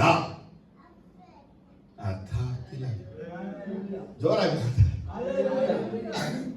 ಈಗ ನನ್ನ ಪ್ರಶ್ನೆ ಹೇಳ್ತೀನಪ್ಪ ಸುಮಿತ್ರಾ ಅವ್ರೆ, ನೀವೇನಾದ್ರೂ ನಿಮ್ಗೆ ಹೊಟ್ಟೆ ಒಳಗೆ ನೋವು ಬರ್ತಾ ಇದೆ ಅಂತ ಹೇಳಿ ನಿಮ್ ಬ್ರೈನೇ ನಿಮ್ಗೆ ಹೇಳುತ್ತಾ, ಅಥವಾ ನಿಮ್ಮ ಅಮ್ಮ ಫೋನ್ ಮಾಡಿ ನಿಮ್ಗೆ ಹೇಳ್ತಾರ?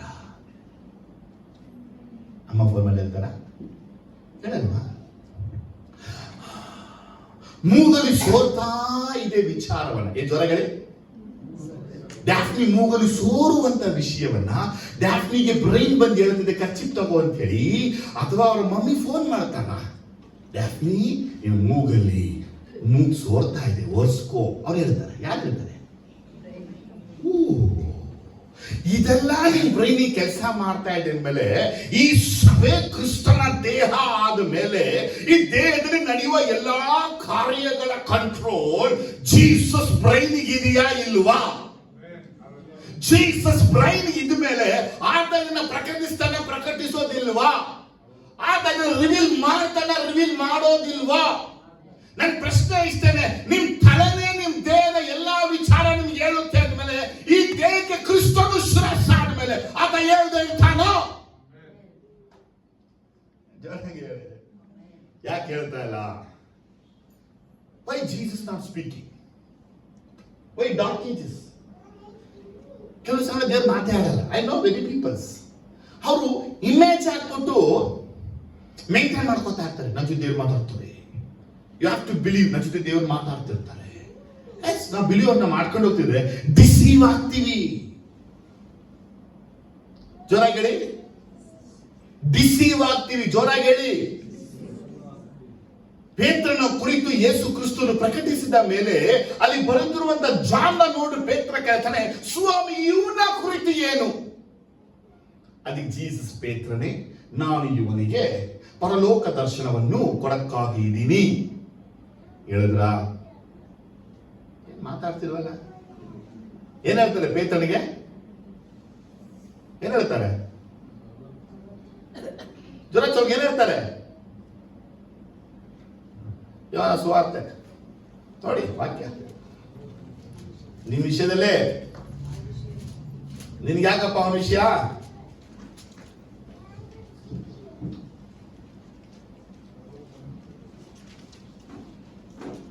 ಇಪ್ಪತ್ತು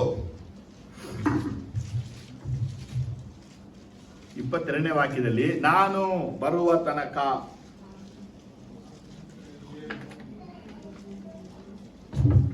ಅದು ನಿನಗೇನು, ನೀನು ನನ್ನನ್ನು ಹಿಂಬಾಲಿಸು. ಜ್ವರ ಚಲ್ವಾ? ಏನ್ ಅರ್ಥ ಅಂದ್ರೆ ಜೀಸಸ್ ಜಾನ್ ಬಗ್ಗೆ ರೆವಿಲೇಷನ್ ಅನ್ನ ಪೀಟರ್ಗೆ ಕೊಡ್ಲಿಲ್ಲ ಅಂದ್ಮೇಲೆ ನಿನ್ನ ಕುರಿತು ರೆವಿಲೇಷನ್ ಇನ್ನೊಬ್ಬರಿಗೆ ಕೊಡ್ತಾರ? ನಮ್ ಕ್ವಶನ್. ಚಲಮ್ಮ, ನಿನ್ನ ಜೊತೆ ಮಾತಾಡುವ ದೇವರು ನಿನ್ಗೆ ಮಾತಾಡ್ತಾರೆ. ಆದ್ರೆ ದೇವರಿನ ಜೊತೆ ಮಾತಾಡ್ತಾ ಇಲ್ಲ ಅಂದ್ಮೇಲೆ ನೀನ್ ಯೋಗ್ಯನಾಗಿಲ್ಲ, ನೀ ಕರ್ತನಿಗೆ ದಾಸನಾಗಿಲ್ಲ, ನೀ ಕರ್ತನಿಗಾಗಿ ಕಾಯ್ತಾ ಇಲ್ಲ. You are not ready to listen God's voice. You have to do your own will. ಇವತ್ತು ಅನೇಕರು ದೇವರು ಮಾತಾಡ್ತಾರೆ, ದೇವರಿಗಾಗಿ ಕಾಯ್ತಿಲ್ಲ, ದುಡುಕಿ ಮಾಡ್ತಾರೆ. ಈ ಜೀವನದಲ್ಲಿ ನಾವ್ ಏನೆಲ್ಲ ಮಾಡ್ತೀವಿ ಒಂದು ದಿನ ಲೆಕ್ಕ ಕೊಡ್ಬೇಕು. ಅದು ಒಳ್ಳೇದು ಕೆಟ್ಟದು, ಅದು ಸೀಕ್ರೆಟ್ ಆಗಿರ್ಬೋದು, ಅದು ಲೈಟ್ ಆಗಿರ್ಬೋದು, ಡಾರ್ಕ್ನೆಸ್ ಆಗಿರ್ಬೋದು, ಮಾಡುವ ಎಲ್ಲಾ ಕಡೆಗೆ ಯೇಸಪ್ಪನ ಮುಂದೆ ಲೆಕ್ಕವನ್ನ ಕೊಡಬೇಕಾದ ಸಮಯಗಳು ಉಂಟು. ಹಾಗಾದ್ರೆ ಇವತ್ತು ನಿನ್ನ ಕುರಿತಾಗಿ ನಿನಗೆ ಯೇಸು ಕ್ರಿಸ್ತನು ತಲೆಯೇ ಆಗಿದ್ದಾನ? ಆದಾಮ ನಿನಗೆ ತಲೆಯಾಗಿದ್ದಾನ? ಸೈತಾನನಿಗೆ ತಲೆಯಾಗಿದ್ದಾನ? ಬಸವ ನಿನಗೆ ತಲೆಯಾಗಿದ್ಯಾ? ಕಂಡುಕೋ. ಇವತ್ತು ನೀನು ಯಾರ ವಿಲ್ ಮಾಡ್ತಾ ಇದೀಯಾ?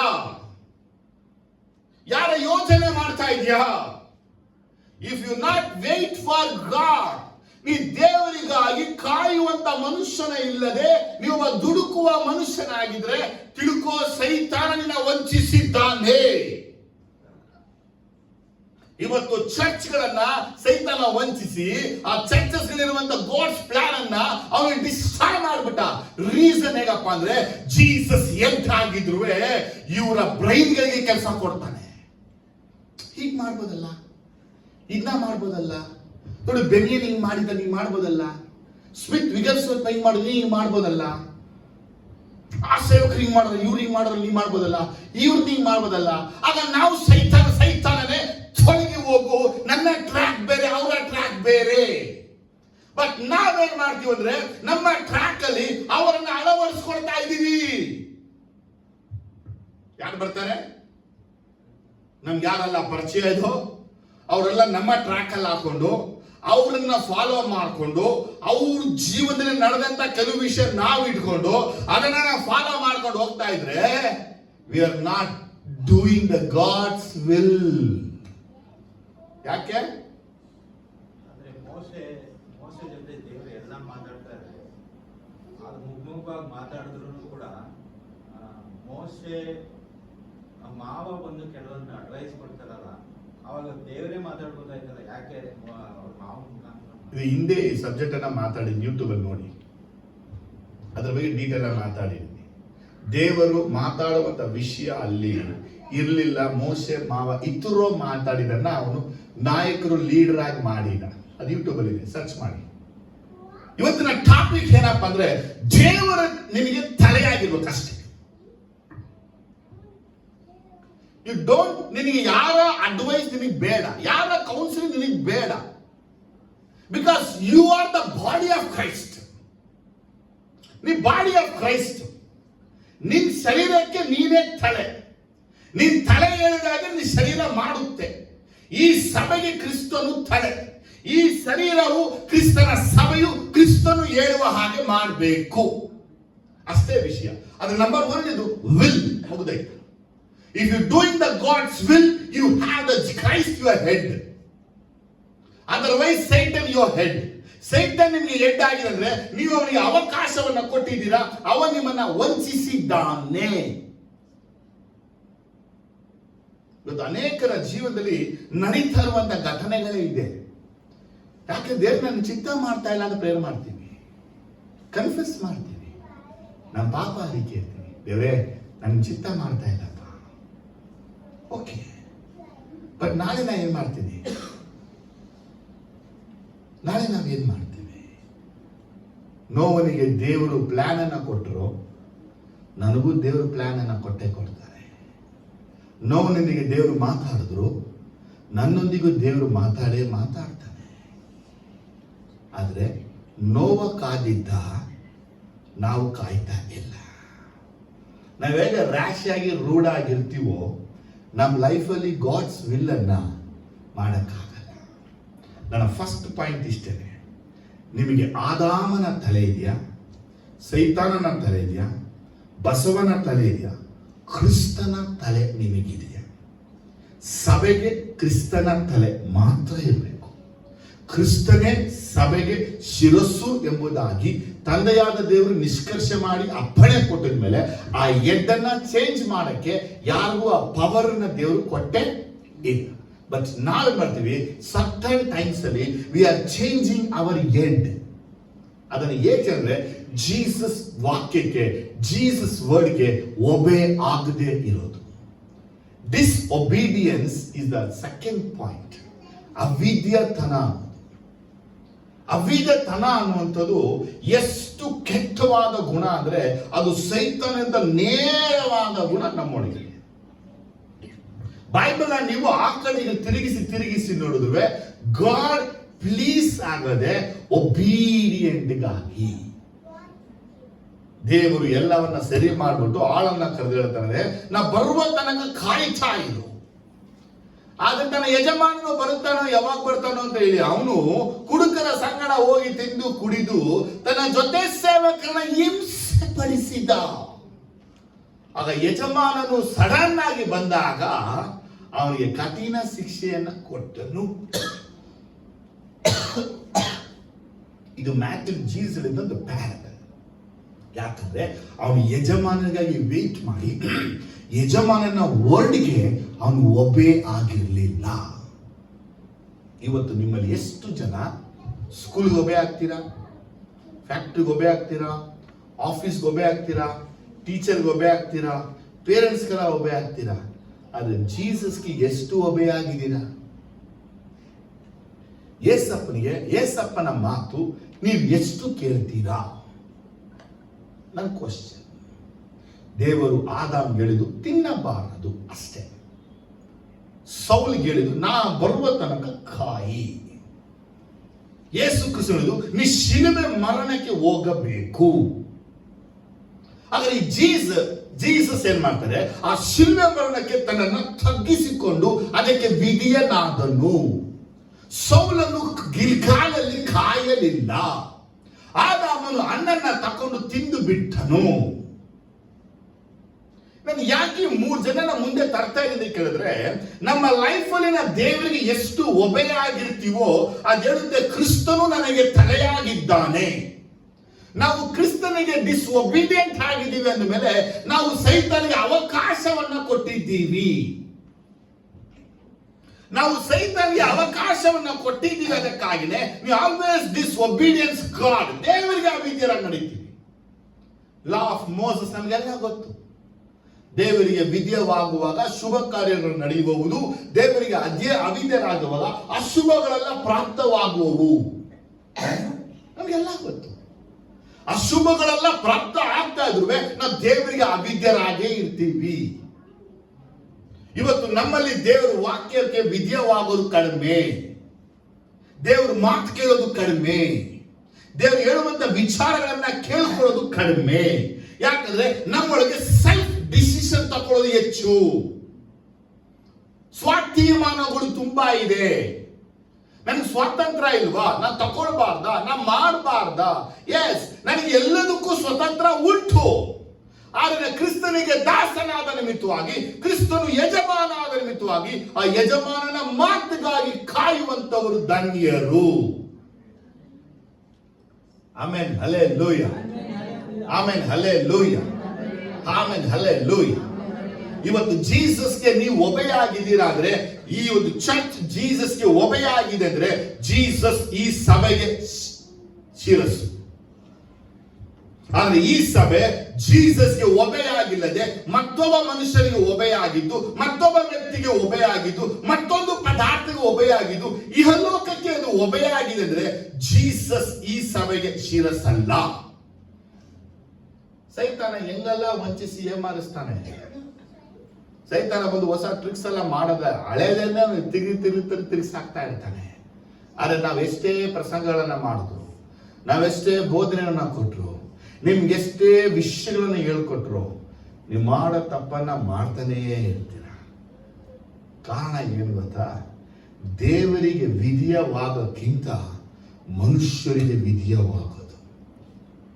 ಆಚಾರ, ವಿಚಾರ, ಪದ್ಧತಿ, ಪುರಸ್ಕಾರ, ಸಂಪ್ರದಾಯಗಳಿಗೆ ಮುಖ್ಯತ್ವ ಕೊಡೋದು, ಎಲ್ಲದಕ್ಕೂ ಮುಖ್ಯತ್ವನ ಕೊಡೋದು, ಯೇಸುವಿನ ಕಡೆಗಣಿಸೋದು, ಎಲ್ಲರಿಗೂ ಬೆಲೆ ಕೊಡೋದು, ಯೇಸುವಿಗೆ ಬೆಲೆ ಕೊಡದೇ ಇರೋದು, ಎಲ್ಲರ ಮಾತನ್ನ ಕೇಳೋದು, ಯೇಸುವಿನ ಮಾತು ಕೇಳದೇ ಇರೋದು. ಕಾರಣ ಏನು? ದೇವರ ವಾಕ್ಯ ಸ್ಟಬಲ್ನೆಸ್, ಇದಕ್ಕೆ ಹಠಮಾರಿ ಅಂತ ಹೇಳಲ್ಪಡುತ್ತೆ. ಈ ಸ್ಟಬಲ್ನೆಸ್ ಎಲ್ಲಿಂದ ಬಂತು? ಅದು ಸೈತಾನನಿಂದ ಬಂತು. ಹಾಗಾದ್ರೆ ಅವನ ಗುಣಗಳು, ಅವನ ಸ್ವಭಾವಗಳು, ಅವನ ನಡತೆಗಳು, ಅವನ ಜೀವನಗಳೆಲ್ಲ ಈ ದೇಹದಲ್ಲಿ ನಡೀತಾ ಇದೆ ಅಂದಮೇಲೆ ಕ್ರಿಸ್ತನ ಹೆಂಗೆ ತಲೆ ಹಾಕ್ತಾನೆ?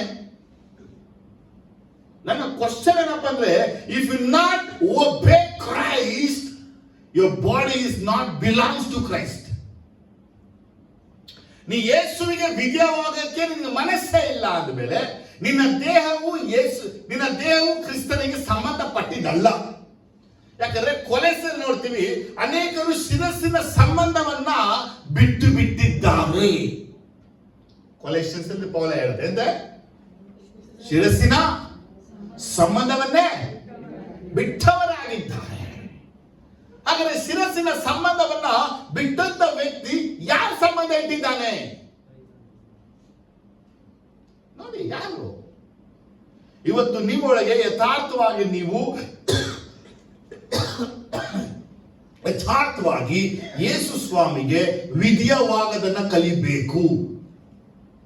You must obey Jesus commandments. You must follow Jesus commandments. ಕೆಲವರು ಹೇಳ್ತಾರೆ, ನಾನು ನನ್ನ ಹೃದಯವನ್ನ ನಂಬ್ತೀನಿ. ಕೆಲವರಿಗೆ ನನ್ನ ಮೇಲೆ ನನಗೇ ನಂಬಿಕೆ ಇದೆ, ನಾನು ಸತ್ಯದಲ್ಲಿ ಇದೀನಿ, ನನಗೇ ಗೊತ್ತು. ಜೀಸಸ್ ಅದನ್ನ ಹೇಳಲಿಲ್ಲ. ನಾನೇ ಸತ್ಯ ಅಂದ್ರು, ಅವ್ರನ್ನ ಹಿಂಬಾಲಿಸು. ನಾನೇ ಜೀವ ಅಂದ್ರು, ಅವ್ರನ್ನ ಹಿಂಬಾಲಿಸು. ಹೃದಯ ನಂಬೇಡ, ಹೃದಯ ವಂಚಕ ಅಂತ ಹೇಳಿದ್ರು. ನೀನ್ ನಂಬೇಡ, ನನ್ನನ್ನ ನಂಬು ಅಂತ ಯೇಸು ಹೇಳಿದ್ರು. ಇವತ್ತಿನ ವಿಷಯ ಹೇಗಿದ್ರೆ, trust yourself, believe yourself, you can do, believe yourself. ಇವತ್ತು ಜಗತ್ತಲ್ಲಿ ಓಡಿಸಿದ್ರೆ ನಿನ್ನ ಮೇಲೆ ನಂಬಿಕೆ ಇಡು, ನಿನ್ನ ಮೇಲೆ ವಿಶ್ವಾಸ, ನೀನು ಇದನ್ನ ಮಾಡಬಹುದು. ಇದು ಲೋಕ, ಇದು ಸೈತಾನಿಗೆ ಅವಕಾಶ ಕೊಡುವಂತ ಮಾತು. ದೇವರ ಮಾತೆಂದ್ರೆ ಯು ಮಸ್ಟ್ ಫಾಲೋ ಕ್ರೈಸ್ಟ್. ನೀನು ಆರಂಭದಿಂದ ಅಂತ್ಯ ತನಕ ಯೇಸುವನ್ನ ಹಿಂಬಾಲಿಸುವ ಜೀವನವೇ ಜೀವನ. ಏನು ಆರಂಭದಲ್ಲಿ ಹಿಂಬಾಲಿಸ್ಬಿಟ್ಟೆ, ಈಗ ನಿಂತ್ಬಿಟ್ಟಿದ್ದೀನಿ, ಸ್ಟಾಪ್ ಆಗ್ಬಿಟ್ಟಿದೆ. ಫಾಲೋ ಮಾಡು. Take your cross and follow till the end. ನೀ ಜೀಸಸ್ ನ ರೀಚ್ ಮಾಡೋ ತನಕ ನೀ ಯೇಸು ನಡೆದು ಹೋದ ಹೆಜ್ಜೆಯಲ್ಲಿ ನಡೆದು ಹೋಗಬೇಕು. ಯೇಸು ನಡೆದು ಹೋದ ಹೆಜ್ಜೆ ಏನಂತ ಕೇಳಿದ್ರೆ, ಆತನ ಶಿಲುಬೆಗೆ ಹಾಕುವಾಗ ಬೈಬಲ್ ವಾಕ್ಯ ಹೇಳುತ್ತೆ, ನನ್ನಷ್ಟಕ್ಕೆ ನಾನೇ ನನ್ನ ಪ್ರಾಣವನ್ನ ಕೊಡುತ್ತೇನೆ ಅಂದಾಗ ಆತನು ಶಿಲುಬೆಗೆ ತಾನೇ ಹೋಗ್ತಾನೆ. ನಂತರ ಆತನಿಗೆ ಕಟ್ಟಿ ಏನ್ ಮಾಡ್ತಾರೆ? ಮೊಳೆಯನ್ನ ಜಡಿತಾರೆ. ಹಾಗೆ ನಿಮ್ಮ ಜೀವನದಲ್ಲಿ ಕರ್ತನು ಕೊಟ್ಟಂತ ಯೋಜನೆಗಳಿಗೆ, ಕರ್ತನು ಕೊಟ್ಟ ನಿಮ್ಮ ಜೀವನ ಯೋಜನೆಗಳಿಗೆ ನೀವು ಎಷ್ಟು ಮಟ್ಟಿಗೆ ವಿಧೇಯವಾಗಿದ್ದೀರಾ?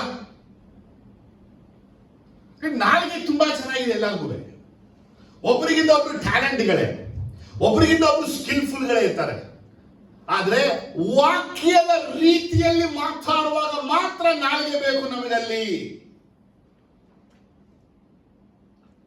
ಯಾಕಂದ್ರೆ ನಾವು ತಿರುಗಿಸಿ ಮಾತಾಡುವಂತವ್ರು ದೇವರ ಮಕ್ಕಳಲ್ಲ, ಏಮಾರಿಸಿ ಮಾತಾಡೋದು ದೇವ್ರ ಮಕ್ಕಳಲ್ಲ, ವಂಚಿಸಿ ಮಾತಾಡೋದು ದೇವ್ರ ಮಕ್ಕಳಲ್ಲ, ಮೋಸಕರವಾಗಿ ಮಾಡೋದು ದೇವ್ರ ಮಕ್ಕಳಲ್ಲ, ಹಿಂದೆ ಮಾತಾಡೋದು ದೇವ್ರ ಮಕ್ಕಳಲ್ಲ. ವಾಕ್ಯವು ಇದ್ದ ಹಾಗೆ ಮಾತಾಡುವಂತವರೇ ದೇವರ ಮಕ್ಕಳು.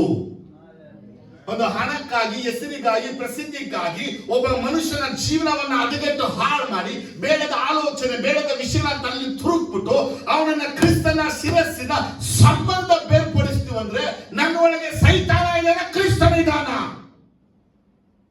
ಚೆಕ್ ಮಾಡಬೇಕು. ನನ್ನಿಂದ ಒಂದು ಆತ್ಮ ಅಳಿದು ಹೋಗ್ತಾ ಇದೆ ಅಂದಮೇಲೆ ನಾನು ಕ್ರಿಸ್ತನಿಗೆ ವಿಧೇಯವಾಗಿಲ್ಲ. ನನ್ನಿಂದ ಒಬ್ಬ ಮನುಷ್ಯ ಪ್ರೇಯರ್ ಬರ್ತಾ ಇಲ್ಲ ಅಂದ್ರೆ ನಾನು ಕ್ರಿಸ್ತನಿಗೆ ವಿಧೇಯವಾಗಿಲ್ಲ. ನನ್ನಿಂದ ಒಬ್ಬ ಮನುಷ್ಯ ಬದಲಾವಣೆ ಆದ, ನನ್ನಿಂದ ಒಬ್ಬ ಮನುಷ್ಯ ಪ್ರಾರ್ಥನೆ ಮಾಡ್ತಾನೆ, ನನ್ನಿಂದ ಒಬ್ಬ ಮನುಷ್ಯ ಚರ್ಚಿಗೆ ಬರ್ತಾನೆ, ನನ್ನಿಂದ ಮನುಷ್ಯ ದೇವರಿಗಾಗಿ ಮಾಡ್ತಾನೆ ಅಂದ್ರೆ ನನಗೂ ಕ್ರಿಸ್ತನಿಗೂ ಒಂದು ಒಳ್ಳೆ ಸಂಬಂಧ ಇದೆ. ಆ ಕ್ರಿಸ್ತನ ದೇಹದ ಕ್ಷೇಮ ಅಭಿವೃದ್ಧಿಗಾಗಿ ನಾನು ಹೋರಾಡ್ತಾ ಇದ್ದೀನಿ. ಆಮೇಲೆ ಹೇಳಿ, ಯಾವತ್ತಾದ್ರೂ ಕ್ರಿಸ್ತನ ದೇಹದ ಕ್ಷೇಮ ಅಭಿವೃದ್ಧಿಗಾಗಿ ಏನು ಮಾಡ್ತಾ ಇದ್ದೀರಾ? ಅದು ಕ್ರಿಸ್ತನ ದೇಹದ ಅಂಗಗಳನ್ನ ಹಾಳು ಮಾಡ್ತಾ ಇದ್ದೀರಾ? ಅನೇಕರು ಕಡೆಯ ಕಾಲದಲ್ಲಿ ದೆವ್ವಗಳ ಬೋಧನೆಯನ್ನ ಕೇಳುವರು. ಎಷ್ಟೋ ಸಭೆಗಳಲ್ಲಿ ದೆವ್ವಗಳ ಬೋಧನೆ ನಡೀತಾನೆ ಇದೆ. ಮೆನಿ ಡೀಮನ್ ಪ್ರೀಚರ್ಸ್ಗಳು ಅಂದ್ರೆ, ಡೀಮನ್ ಪ್ರೀಚರ್ಸ್ ಅಂದ್ರೆ ಪಾತಾಳದ ತನ್ನ ಪ್ರಸಂಗ ಮಾಡೋದಲ್ಲ, ಇದೇ ಬೇರೆ ಉಲ್ಟಾ ಹೇಳ್ತಾರ. ಸುಮ್ಮನೆ ಮನಸ್ಸಿಗೆ ಬರೋದು, ಯೋಚಿಸೋದು, ಕಲ್ಪನೆಗೆ ಬರೋದು, ಏನೇನು ಬರುತ್ತೋ ಬಾಯಲ್ಲಿ ಎಲ್ಲ ಹೇಳೋದು. ಈ ವಾರ ಹೇಳಿದ ಬರವಾರ ಮರ್ತು ಬಿಡೋದು, ಬರವಾರ ಉಲ್ಟಾ ಇನ್ನೊಂದು ಹೇಳೋದು. ಜನಗಳ ತಲೆಯಲ್ಲಿ ಕನ್ಫ್ಯೂಸ್. ಹೋದ ವಾರ ಹಿಂಗೆ ಹೇಳಿದ್ರು, ಈ ವಾರ ಹಿಂಗೆ ಹೇಳ್ತಾರೆ ಬರ. ಯಾಕಂದ್ರೆ ಡೀಮನ್ ಮೆಸೇಜ್ಗಳು, ಡೀಮನ್ ಸರ್ಮನ್ಗಳನ್ನ ಕೊಡುವಂತ ಅನೇಕರಿದ್ದಾರೆ. ಈಗ ಗಿವಿಂಗ್ ದ ಡೀಮನ್ ಮೆಸೇಜಸ್ ಅಂದ್ರೆ ಹೂ ಇಸ್ ದ ಎಂಡ್. ಈ ವಾಕ್ಯಗಳಿಗೆ ವಿಧೇಯವಾಗಿ ಈ ವಾಕ್ಯ ಹೇಳೋದನ್ನ ಹೇಳಿ ಒಬ್ಬ ಮನುಷ್ಯನು ಕ್ರಿಸ್ತನ ಪರವಾಗಿ ನಿಲ್ಲಿಸಿ ಅವನು ಯೇಸುಗಾಗಿ ಸಾಯಕ್ಕೆ ಅವನನ್ನ ಸಿದ್ಧ ಮಾಡುವಂತವನೇ ಯೇಸುವಿನ ಶಿಷ್ಯ ಅಂತ ಕರೆಸ್ಕೊಳ್ತಾನೆ. ಆದ್ರೆ ಒಬ್ಬ ಮನುಷ್ಯ ಒಬ್ಬ ಆಲೋಚನೆ ಕೊಡ್ತಾನೆ, ಮನುಷ್ಯರ ಮುಂದೆ ನೀನು ನನ್ನವನಾಗಿ ಒಪ್ಪಿಕೊಂಡ್ರೆ ಯೇಸು ಏನಂತಾರೆ? ಪರಲೋಕದಲ್ಲಿ ತಂದೆಯ ಮುಂದೆ, ನನ್ನ ದೂತರ ಮುಂದೆ. ಎಷ್ಟು ಚೆನ್ನಾಗೆಲ್ಲ ನಡ್ಕೋತಾ ಇದ್ದೀರಾ? ನಿಮ್ಮ ಆಫೀಸಲ್ಲಿ ನಾ ಯೇಸುವಿನ ಕಡೆಯವನು, ನನಗೆ ಯೇಸು ತಲೆಯಿಂದ ಎಷ್ಟು ಚೆನ್ನಾಗಿ ಹೇಳಿದ್ದೀರಾ? ನಿಮ್ಮ ಮದುವೆ ವಿಷಯದಲ್ಲಿ ಎಷ್ಟು ಚೆನ್ನಾಗಿ ಹೇಳಿದ್ದೀರಾ? ಅಳಿದು ಹೋಗುವ ಮೋಸಕರವಾದ ಹಣಕ್ಕಾಗಿ ಬೀಳಾಮನು ಹಾಳಾದ ಹಾಗೆ ಇವತ್ತು ಸರ್ಕಾರದಲ್ಲಿ ಸಿಗುವಂತ ಮದುವೆ ಹಣಕ್ಕಾಗಿ ಅನೇಕರು ಬೀಳಾಮನ ಮಾರ್ಗ ಹಿಡಿದ್ಬಿಟ್ಟವ್ರು. ನನಗೆ ಅರ್ಥನೇ ಆಗದ ವಿಷಯಗಳು. ನೀನು ಕರೆದಂತ ಉದ್ದೇಶ ಏನು? ದೇವರು ನಾವು ಮದುವೆ ಆಗೋರು, ನೀವು ಸರ್ಕಾರಕ್ಕೆ ಹೋಗಿ ಹೇಳಿದ್ರೆ ನಿಮಗೆ ಸರ್ಕಾರ ದುಡ್ಡು ಬರುತ್ತೆ. ಇಲ್ಲಿ ಬ್ರಾಹ್ಮಣ ಹುಡುಗಿನ ಮದುವೆ ಆಗಿರೋದು, ನಿಮ್ಗೆ 2 ಹೆಣ್ಮಕ್ಳು ಉಟ್ಬಿಟ್ಟವ್ರೆ, ಫಸ್ಟ್ ಬರ್ದಾಕಿ ಗೌರ್ಮೆಂಟ್ ಇಂದ ಫೆಸಿಲಿಟೀಸ್ ಸಿಗುತ್ತೆ. ನಾನು ಯೇಸುವನ್ನ ನಂಬಿಕೊಂಡು ಯೇಸುವನ್ನ ಜೀವಿಸುವಂತ ಮನುಷ್ಯನಾಗಿದ್ದು ಸರ್ಕಾರ ಕೊಡುವಂತ ಮೋಸಕರವಾದ ಅನ್ಯಾಯದ ಹಣದ ಹಿಂದೆ ನಾವು ಓಡ್ತೀನಿ ಅಂದ್ರೆ, ಅದಕ್ಕೊಂದು ಆಲೋಚನೆ ಕೊಡ್ತೀನಿ ಅಂದ್ರೆ, ಬೀಳಾಮನ ತಲೆ ಇದೆ ಇಲ್ಲಿ. ಯಾರ ತಲೆ? ಬೀಳಾಮ್ ತಲೆ. ಅಳಿದು ಹೋಗುವ ಹಣದ ನಿಮಿತ್ತವಾಗಿ ಅವನ ಹಾಳಾಗಿ ಹೋದ. ಸತ್ಯ ಹೇಳ್ತಾ ಇದ್ದೀನಿ. ನಮ್ಗೆ ಎಷ್ಟೋ ಜನ ಕಾಣಿಕೆಗಳು ಕಳಿಸ್ತಾರೆ, ಕೊಡ್ತಾರೆ, ಎಷ್ಟೋ ವರ್ಷ ನಡೀತಾನೆ ಐತೆ. ಯಾರು ಕೊಟ್ಟರು ನಿಂತು ಪ್ರೇಯರ್ ಮಾಡ್ತಿರ್ತೀನಿ. ಏನ್ ಗೊತ್ತಾ? ಕೆಲವೊಂದು ಕಾಣಿಕೆ ಬರ್ತಾ ಇರೋ ಮಕ್ಕಳಿಗೆ ಅಸ್ವಸ್ಥತೆ, ಕೆಲವೊಂದು ಕಾಣಿಕೆ ಬರ್ತಿರೋಂಗೆ ಮನೆಗೆ ಸಮಸ್ಯೆ, ಕೆಲವೊಂದು ಕಾಣಿಕೆ ಬರೆದ ತೊಂದರೆಗಳು. ಆಗ ಯೋಚಿಸ್ತೀನಿ, ಇವರ ಬೆವರಲ್ಲಿ ಕಷ್ಟದ ದುಡಿತಾ ಇಲ್ಲ. ಇವರು ಅನ್ಯಾಯ, ಮೋಸ, ವಂಚನೆ, ಕಪಟದ ಹಣವನ್ನು ತಂದು ಇವರು ನಮಗ್ ಕೊಡೋ ನಿಮಿತ್ತವಾಗಿ ಇವರು ಮಾಡುವ ಪಾಪದ ಕೃತ್ಯದ ಫಲಗಳನ್ನು ನಾವು ಅನುಭವಿಸಬೇಕು. ಅದಕ್ಕೆ ವಾಕ್ಯ ಹೇಳುತ್ತೆ, ನಿಮ್ಮ ಬೆವರಿನ ಹನಿಯ ಹಣ ತಂದು ಮಾತ್ರ ಕಾಣಿಕೆ ಪೆಟ್ಟಲ್ಲಿ ಹಾಕಬೇಕು. ನೀವು 1 ರೂಪಾಯಿ ಹಾಕು, ದೇವರನ್ನ ಮೆಚ್ಕೋತಾನೆ. ನೀನ್ 1000 ರೂಪಾಯಿ ದೇವ್ರು ಮೆಚ್ಕೊಳ್ಳಲ್ಲ. ನೀ ಹಾಕೋದಕ್ಕಿಂತ ನಿನ್ ಜೀವನ ಹಾಕಿರ್ಬೇಕು ಪೆಟ್ಟಿಗೆಯಲ್ಲಿ. ಅರ್ಥದಲ್ಲೇ Jesus wants your life more than your offering. ಈ ಡಬ್ಬ ತುಂಬುವಷ್ಟು ಹಣ ನನಗೆ ಹಾಕುವಂತ ಅವಶ್ಯಕತೆ ಇಲ್ಲ. ನಿನ್ ಜೀವನ ಪಚ್ಚಿನೊಳಗೆ ಹಾಕು. ನಿನ್ನ right kind of life Jesus wants.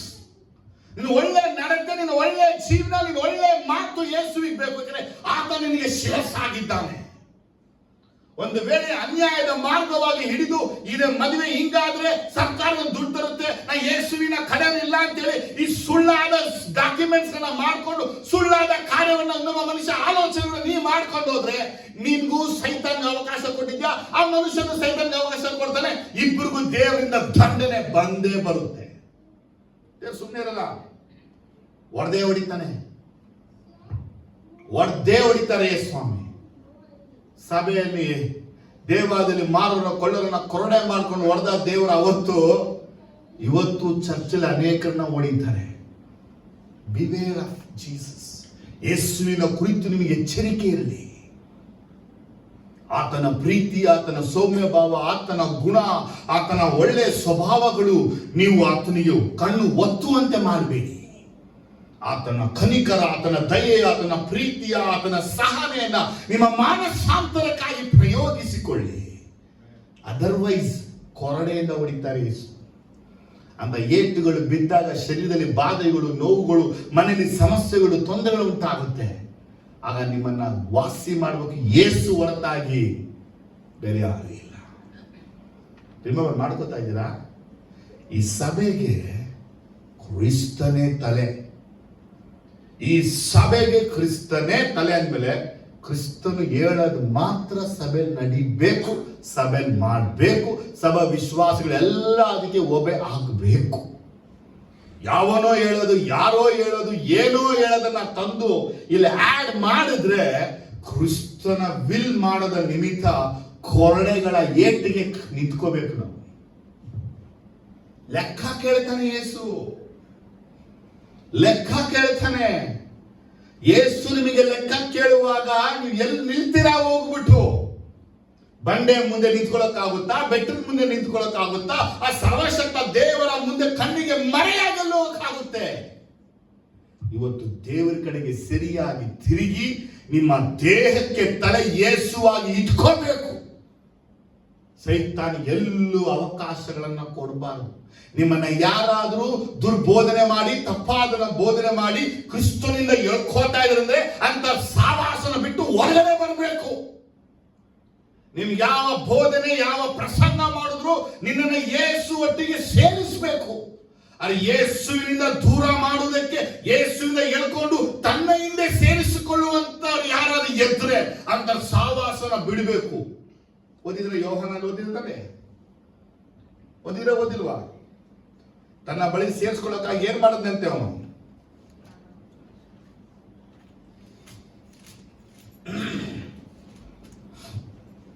ಮೂರನೇ ಯೋಹಾನದಲ್ಲಿ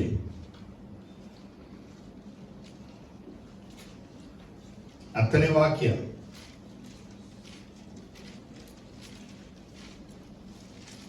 ಒಂಬತ್ತು ಹತ್ತರಲ್ಲಿ ನೋಡಿದ್ವಾಗ ಪಡಿಗಿರಿಲ್ಲ ದಿಯೋತ್ರೇಫನು ನಮ್ಮ ಮಾತನ್ನು ಅಂಗೀಕರಿಸುವುದಿಲ್ಲ. ಆದ ಕಾರಣ ನಾನು ಬಂದರೆ ಅವನು ಮಾಡುವ ಕೃತ್ಯಗಳ ವಿಷಯದಲ್ಲಿ ಎಲ್ಲರಿಗೂ ನೆನಪು ಕೊಡುವೆನು. ಅವನು ಹರಟೆ ಕೊಚ್ಚಿಕೊಳ್ಳುವವನು. ನಮ್ಮ ವಿಷಯದಲ್ಲಿ ಕೆಟ್ಟ ಕೆಟ್ಟ ಮಾತುಗಳನ್ನು ಅವನು ಹರಟೆ ಕೊಚ್ಚಿಕೊಂಡು ನಮ್ಮ ವಿಷಯದಲ್ಲಿ ಕೆಟ್ಟ ಕೆಟ್ಟ ಮಾತನಾಡ್ತಾನೆ. ಇವು ಸಾಲದೆ ತಾನು ಸಹೋದರನ್ನು ಸೇರಿಸ್ಕೊಂಡು ಜನ ಸೇರಿಸ್ಕೊಳ್ಳೋದು, ಅಡ್ಡಿ ಮಾಡಿ ಅವರನ್ನು ಸಭೆಯೊಳಗಿಂದ ಬಹಿಷ್ಕರಿಸುತ್ತಾನೆ. ಸಭೆ ಒಳಗಿಂದನೇ ಬಹಿಷ್ಕರಿಸ್ಬಿಡ್ತಾನೆ. ಇದನ್ನ ನೀವು ಮಾಡ್ಬಿಟ್ಟು ಲಾಸ್ಟ್ ಹೇಳ್ಬಿಡ್ತಾನೆ, ನನ್ಗೆ ಗೊತ್ತಿಲ್ಲ, ಇವ್ರು ಯಾರು ಚರ್ಚಿಗೆ ಬರ್ತಾ ಇಲ್ಲ, ಯಾಕೆ ಬರ್ತಾ ಇಲ್ಲ ನನಗೆ ಗೊತ್ತಿಲ್ಲ. ನಾವು ಈ ಆತ್ಮ ಸಭೆಗೆ ಬರ್ತಾವಲ್ಲ, ದೇವ್ರೇ ಎಸಯ್ಯ ಬರ್ತಾನೆ ಅಂತ ಪ್ರೇಯರ್ ಮಾಡಿದ್ರೆ ಒಂದು ದಿನ ಗೊತ್ತಾಗುತ್ತೆ, ಬಹಳ ದಿನಗಳಾಗುತ್ತೆ. ಅದು ಮೂರನೇ ಪಾರ್ಟಿಂದ ಇವರು ಹಿಂಗ್ ಮಾಡಿಬಿಟ್ರು ಅಂತೇಳಿ ಇವರು ಚರ್ಚ್ ಒಳಗೆ ಬರ್ತಿಲ್ಲ. ಅವನನ್ನ ದಿಯೋತ್ರೇಫನನ್ನ ಬಿಡದ ದೇವರು ನಿನ್ನನ್ನ ಬಿಡ್ಬಿಡ್ತಾರ? ಅವನ ಕೆಲಸಗಳನ್ನೇ ದೇವರು ಎಚ್ಚರಿಸಿದಂತವರು ಇವತ್ತು ನಿನ್ನ ಕೆಲಸಗಳನ್ನು ಎಚ್ಚರಿಸ್ತಾ ಇದ್ದಾರೆ. ನಮಗೆ ಜನ ಕೂಡಿಸೋದು ಸೇವೆ ಅಲ್ಲ, ಯೇಸು ಕಡೆಗೆ ಸೇರಿಸೋದು ಸೇವೆ. 100 ಜನಕ್ಕೆ ಪ್ರಸಂಗಗಳನ್ನ ಮಾಡೋದು ದೊಡ್ಡ ಸೇವೆ ಅಲ್ಲ, ಒಂದು ಆತ್ಮನ ಪರಲೋಕಕ್ಕೆ ಸೇರಿಸೋದು ಸೇವೆ. ಗೊತ್ತಾ ನಿಮ್ಗೆ ಎಷ್ಟು ಕಷ್ಟ ಇದೆ ಅಂತೇಳಿ? ಅರ್ಥ ಆಗ್ತದೆ ನಿಮಗೆ? ನಿಮ್ಮ ಒಂದು ಮಗುವನ್ನ ಬೆಳೆಸಕ್ಕೆ ನಿಮ್ಗೆ ಎಷ್ಟು ಕಷ್ಟ ಇದೆ ಇವತ್ತು ನಿಮ್ಗೆ? ನಿಮ್ಮ ಒಂದು ಹುಡುಗನನ್ನ ಸಾಕೋದು ನಿಮ್ಗೆ ಎಷ್ಟು ಕಷ್ಟ ಇದೆ? ಹಾಗಾದ್ರೆ ಸಭೆಯಲ್ಲಿ 106 ಜನನ ಸಾಕಿ ಅವರಿಗೆ ಸರಿಯಾದ ಮಾರ್ಗ ನಡೆಸೋದು ಎಷ್ಟು ಕಷ್ಟ? ಹೌದಾ ಇಲ್ವಾ? ರಾಜಾ ಪುರಿದ உங்களுக்கு ಆಮೇನ್. ಸೊ ನನ್ನ ಮಾತನ್ನ ಸ್ವಲ್ಪ ಗಮನಿಸಿ. ಇವತ್ತು ಸೈತಾನ್ಗೆ ಅವಕಾಶ ಕೊಡಬಾರದು. ನಿಮ್ ದೇಹ ಕ್ರಿಸ್ತನ ಶಿರಸ್ಸು ಜೊತೆ ಅನ್ಯೂನ್ಯವಾಗಿರ್ಬೇಕು.